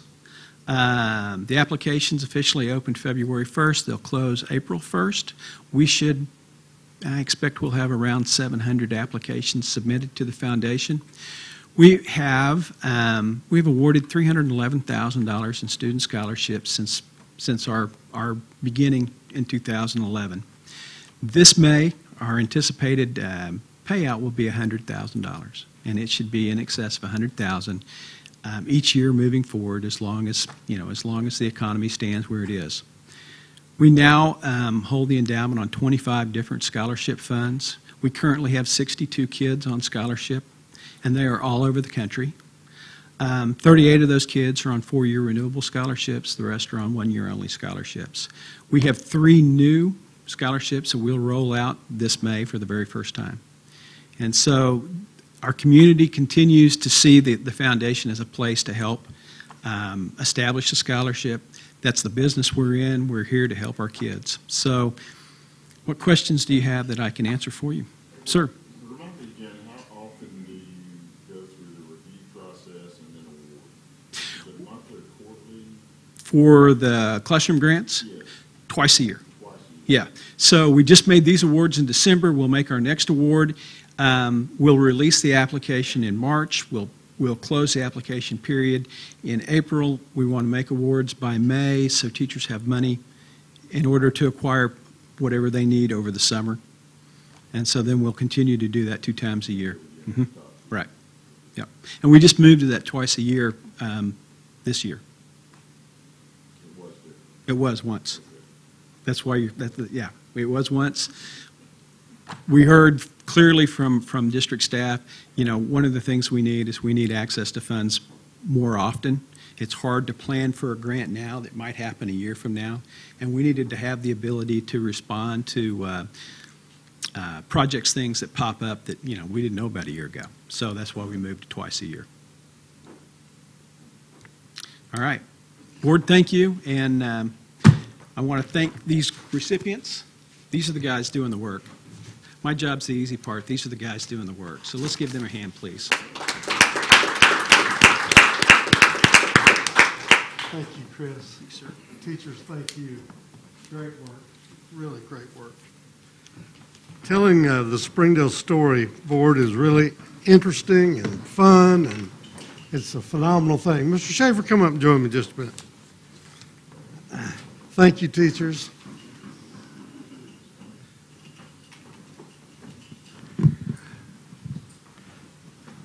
My door swung open this afternoon about 2 o'clock. We had 2 wonderful young ladies, very professional in their own right, and they were here to do what, Rick? This is spontaneous. We have 2 reporters here from Honolulu. They're writing a story on the Marshallese in our community. So they talked to Dr. Rollins today. They talked to Marshall Ayer today. They talked to Mike Fontanopoulos about preparing kids from the 7th grade on today. Tomorrow we'll be in Parson Hills, Lee, J.O. Kelly. We're in Springdale High School on Wednesday. We're going to a lot of schools. We're talking to a lot of the Marshallese community, and I think what they're finding out is how well we're taking care of our Marshallese kids. But that's the story that they're over here to do, and Dr. Rollins was gracious enough to spend an hour with them today. So, thank you. One of the programs that we have long been a part of, I think y'all have enjoyed it.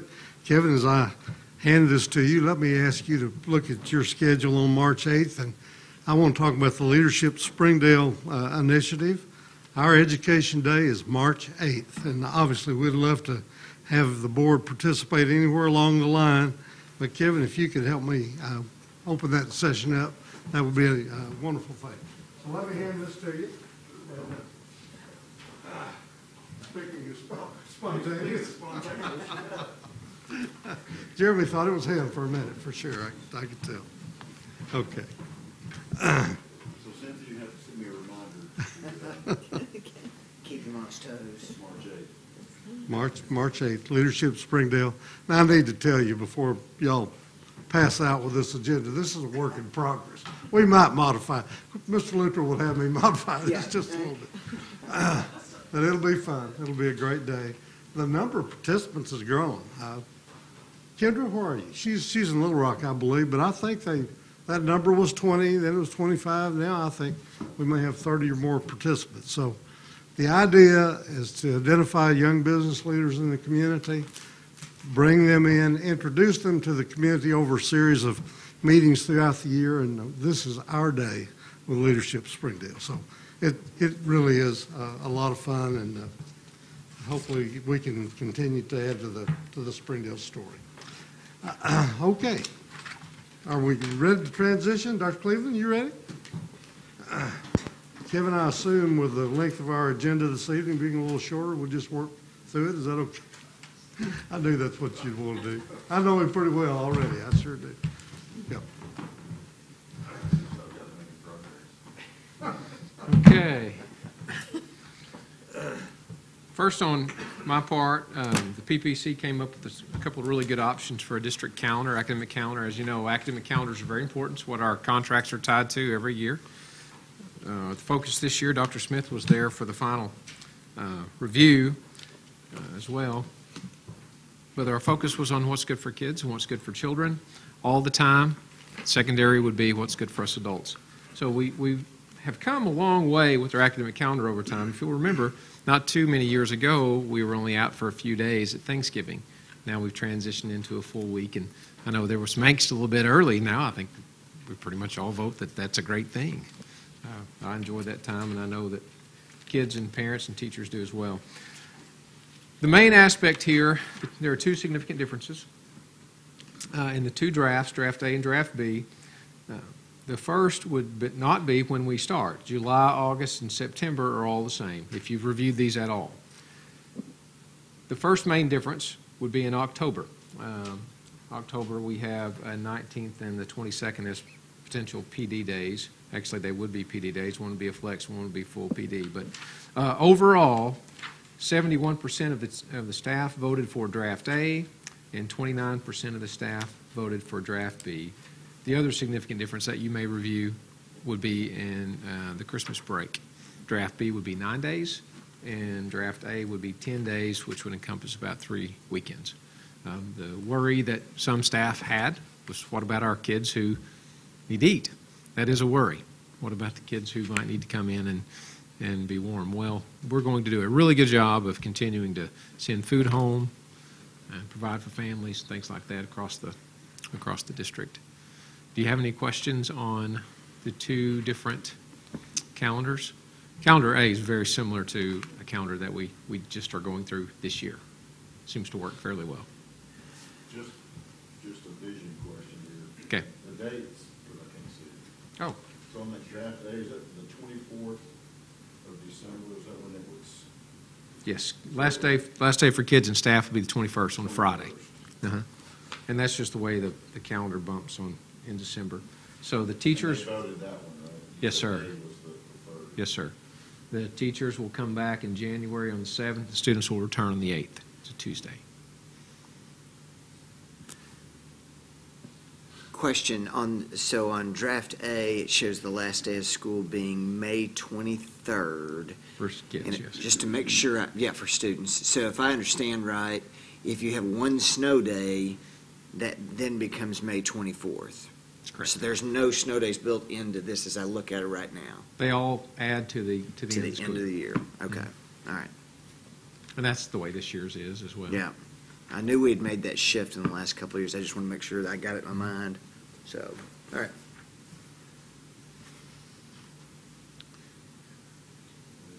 Yes, absolutely. Because it becomes your calendar at that point. Board, you have questions about this calendar? Forgot how we do it as far as we have Okay. to just choose one or The quick steps. This is how you can do it. These two are recommended from the PPC as options. The board could say, we don't like any of these. Jared, you go back to the PPC, and then we come back to the next board meeting and have a selection. Or you can take the board or the PPC's recommendation of A, and then it's done and move forward. Wasn't trying to complicate the process. There were over 1,600 that voted for A. In fact, I think I have it. I didn't write it down. It was like 1,667 for A and a couple hundred for B. Yes. Yes. I'll make a motion to accept draft A as our calendar for next week. Okay, we have a motion by Mr. Hutchinson and a second by Mrs. Cook for draft A of the proposed calendar. All those in favor? Aye. Opposed?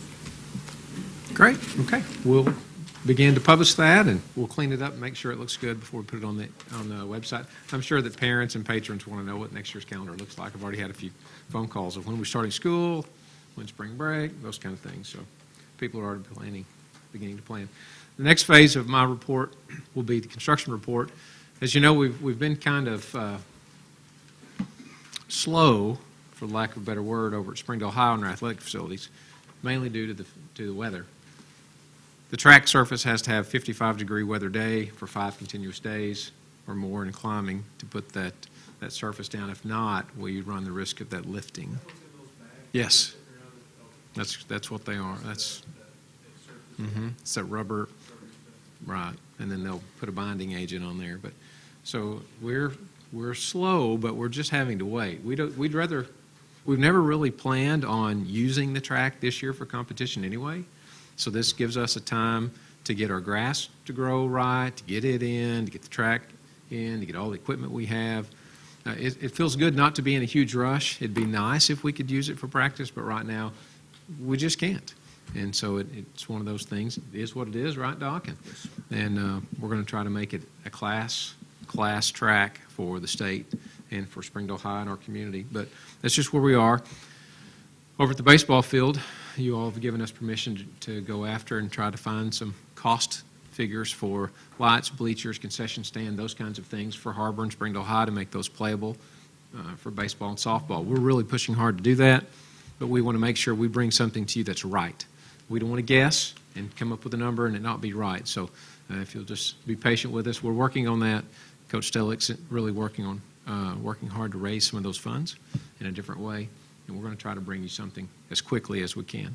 In regard to Tyson and Walker, as you can see from those field reports, Tyson's almost finished. In fact, you've been over there, I know, and it looks really good. Putting down carpet, rubber tile, finishing touches. I believe Jeremy's going to deliver the circulation desk and some of the other things that go in the library this next week or so. So Tyson will look finished real quickly, well before March 1st. March 1's our dead date for when we'll have certificate of occupancy. Walker is not that far away. The reason why Walker lags just a little bit behind is because of the trades. You know, the first trade that was there was concrete. We poured the slab at Tyson, then we went and poured the slab at Walker. So when a trade group was done at one, they went to the other. So we're just a little bit behind on Walker, but we're still ahead of the original schedule of having Walker completed. So both of those library media rooms, they're great, they're wonderful. You're going to be so proud, I think, at the end. If you ever want to tour, we'd love to tour you. And at the end of the time, or end of the school year, we'll begin that move because we have to think about what do we do with the space that we vacated. Does that make sense? The libraries that we currently have, we have to have a good quality plan. It can't just be storage. It's got to be used for student instruction, student achievement to make sure that we're pushing forward. So that's what we're working on is a plan to do that. We also don't want to interrupt all the students and teachers' lives by saying we're going to move into those libraries now, as soon as we get them. We're going to do this in a well thought out and constructive way. So that's my report on Walker and Tyson, unless you have specific questions for any of those projects before I move to SOI Phase 2. Anything? Okay. I think tonight may be one of your first looks at what a site plan may look like for SOI Phase 2. It's a little bit different. We've worked pretty hard in trying to pull this together. We've got about 170,000 or so square feet that we qualify for, and we're looking at the Phase 2 classroom space just on the back side, which would be on the east side of the current facility, Phase 1. And then we have something there that's called the Event Center. And you may say, what in the world? We've had a long conversation over months and months about how could we be more efficient and be innovative in our space? Do we build a traditional PAC and do we build a traditional gym? Well, if we do, we have more space out there that we're having to build at probably a higher cost figure. So could we pull those two facilities together, combine them, and have an event center that can be used in a much different way, in a very innovative way, where all skills, all staff, all kids, even from different schools, can use that event center. We're even thinking about what it might look like if we had, let's say Tom Cotton or someone else may want to come in and have an event out there, and you could have 3,000 seats as opposed to 2,000 seats at the PAC. It's not a performing arts center. It's not really a gym. It's more like an event center, like a Verizon Arena, something that's different. You could have a cattle sale. You could have, if you wanted to, you could have a basketball game, a state tournament where you bring in the floor and have the basketball goals rolled out. Something really, really flexible. That's what we're trying to do. We're trying to bring about something that's unique, something that's really quality, that will be a gem for not only this community, but for that school and for really the region. And it's a different way of thinking what school might be in the future. It's truly flexible space that you get the biggest bang for your buck. And I think that's where we are, Dr. Rollins. It could be, we're at the point right now we believe we can do it. Design and construction, that's yet to be determined. But right now, adding the PAC and the gym reduces the overall square footage and gives us a larger bang for our buck. And we put it separate from the school because there may be things going on out in that facility that you may not want to have school interrupted. But that would be our theater out there. It would be our any athletics that we might have be out there, our band, drama, the arts. So that would be a drama arts facility along with athletics. A little interesting. And then we also have our Center for Career and Enterprise, which really is something that Dr. Rollins dreamed up entirely on his own that we've all bought into. It's really a neat opportunity. Diesel mechanics will be out there, food service, all kinds of other options. And it'll be a facility that's not going to be really expensive to build because it's industrial in its look and its appearance, but really clean and nice. Some of the renditions that Brad Chilcote has come up with really looks nice. One of the neat aspects that we have that reminds me of the Pentagon, even though this isn't the Pentagon, going back to Phase 1 and Phase 2 of the School of Innovation, is if you'll look on the kind of the darker tan look, the point that goes out facing to the east, that's really a new front. Okay? So we have a front. We have a front on Phase 1, mainly for 6th grade through 8th and 9th. Okay? And then the back, which will be a traditional back, is now a 9 through 12 entrance. And we're thinking about how that could look. Because if you're up there on Highway 412, and if you were to just look at a stale back end of that, that's not attractive, right? And every one of our facilities looks as good from the back as it does the front. We want to make sure that it looks good, but we also want to make sure the form and the function meet. Does that make sense? So you can have an area for your upper level, college and high school, and you can have the front area for the younger students. That way the parents feel like there is some sort of separation as well. Gives them some confidence and some feeling of we've got it under control. And we'll do the same thing with our admin. We'll have admin kind of spread throughout the building to make sure everything is, the form follows the function as well. So right now this is just it's not anything set in stone. This is the direction that we'd like to go, but we'd like to get your thinking right now to see if it's something that you think we'd like to push forward with. And as we move in the weeks to come, we'll have more definition to what inside, underneath the roof line that you see, will be there. Because as you know, Phase 2 classroom space will be 2-story. The event center will be 2-story, really more, and then the career and the Center for Career and Enterprise will be 1-story. Have any questions? Yes, sir. Would the Event Center and the Center for Career and Enterprise be part of Phase 2 as well, or just that piece on the east side? Everything that you see in the darker shade is all part that's of Phase 2. Okay. Mm-hmm.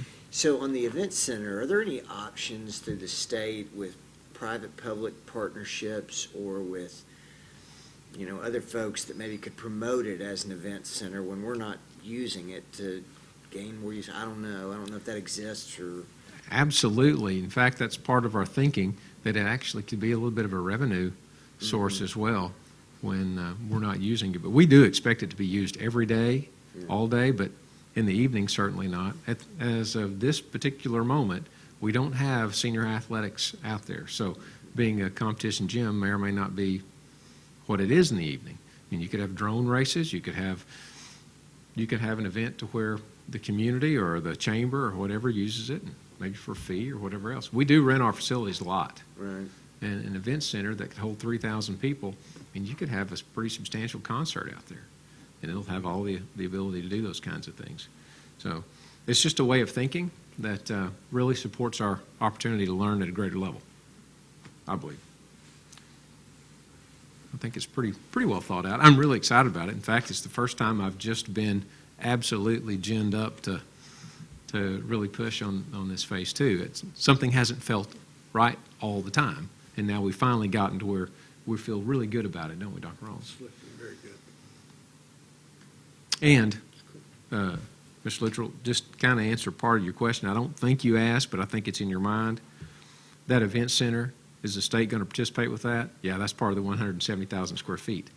If you built a standalone PAC and a standalone gym, they wouldn't have built the full size because we didn't qualify in the program of requirements for those sizes like HAR-BER, like the HAR-BER gym and the HAR-BER PAC. They're too large over there. Okay, so here we put them together and it met the program of requirements space utilization. So it makes a lot of sense to put them together like that. Kind of got to know how to play the game to meet our needs. Those are the rules, and we're playing by the rules, but we're going to try to maximize each of them to our students' benefit. Unless you have any questions for me, I'll retire. Okay, thank you. Thank you, Doug. Yes, sir. I don't know that I even had a question, but it looks like Marcia, Ms. Jones is doing some school visits on finalizing the race to the top. Yes. Everything going okay with that? I think it's coming along really well. What we want to make sure, we're in the kind of the final run here. We want to make sure we close it out at a very positive note. I think y'all are well aware that we talk with representatives from the U.S. Department on a monthly basis, and we pretty well developed a game plan to accomplish that goal. So I'm encouraged by it. It looks very good.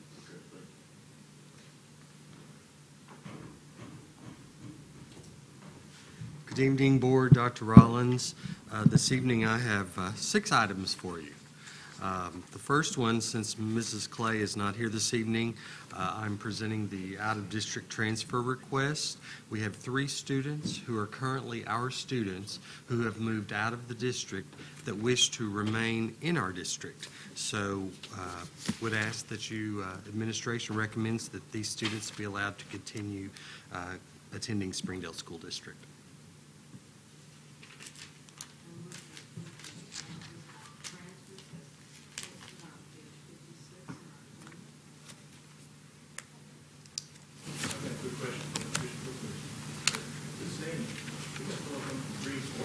That's what it's saying. Every day, come to school,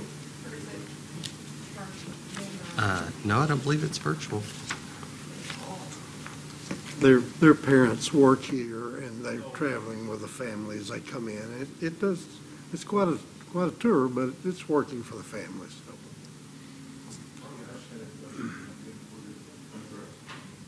We have a motion by Mrs. McFettridge and a second by Mrs. Cook. So we got a transfer. All those in favor? Aye. Board, the next item that I have for you is the monthly update on our building fund projects. You will see that all of them are between the lowest is 78%, the highest is 90%. So moving along in terms of paying for the media centers and the SHS athletics. Any questions on that? If there are no questions, the next item that I have for you this evening is recently the board, we took proposals from insurance agencies on our directors and officers liability insurance. I believe a letter was included in your packet showing that we received 2 bids, and the low bid was from Walker Brothers Insurance. This is the identical policy that we have in place at this time and have had for a couple of years now. It's the same amount of the premium, identical. So recommend that we continue with this policy, and in order to do so, the board would need to pass a resolution authorizing the district to do business with Walker Brothers Insurance because of the relationship Mr. Luttrell has as a part owner of Walker Brothers Insurance.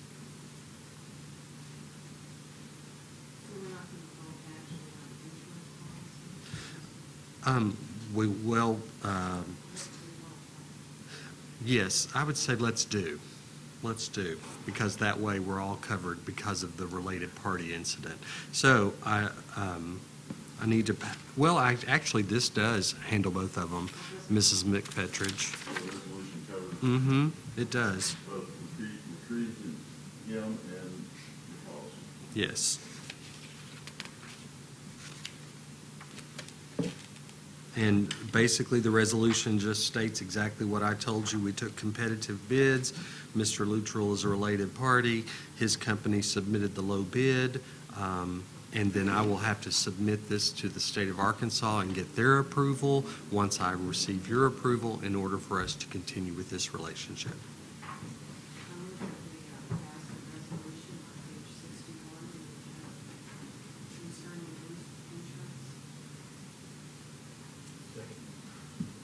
Have a motion from Mrs.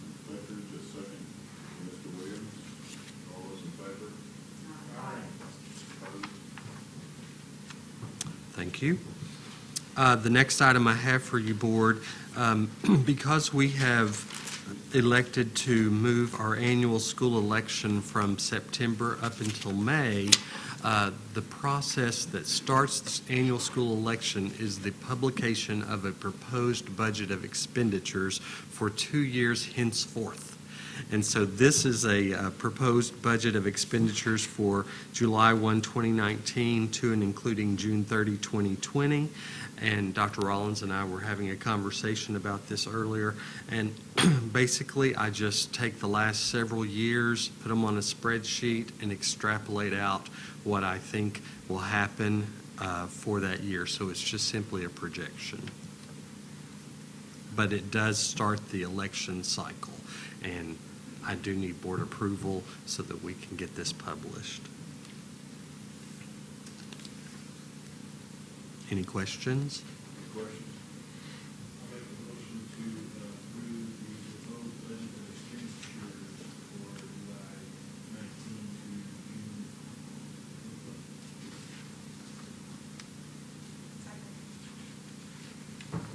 So we have a motion from Mr. Hutchinson and a second from Mrs. Cook. All those in favor? Aye. Opposed? And then I didn't mention it, but on this proposed budget, it does list our current millage rate of 40.5 and just has that millage going forward at the same rate. Yeah. It was a close vote. Took a while. I understand.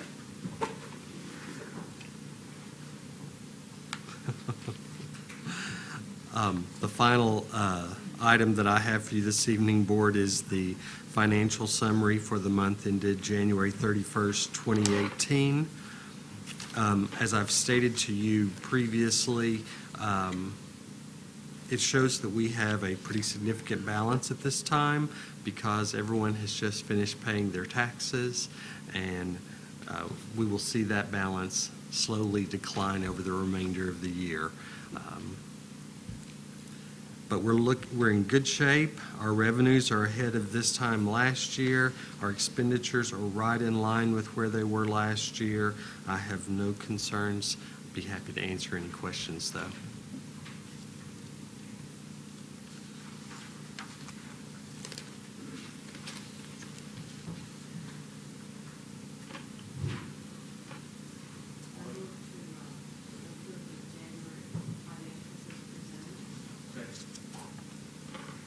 We have a motion by Mrs. Petridge, a second, Mr. Hutchinson, to approve the monthly financials. All those in favor? Aye. Opposed? Thank you very much.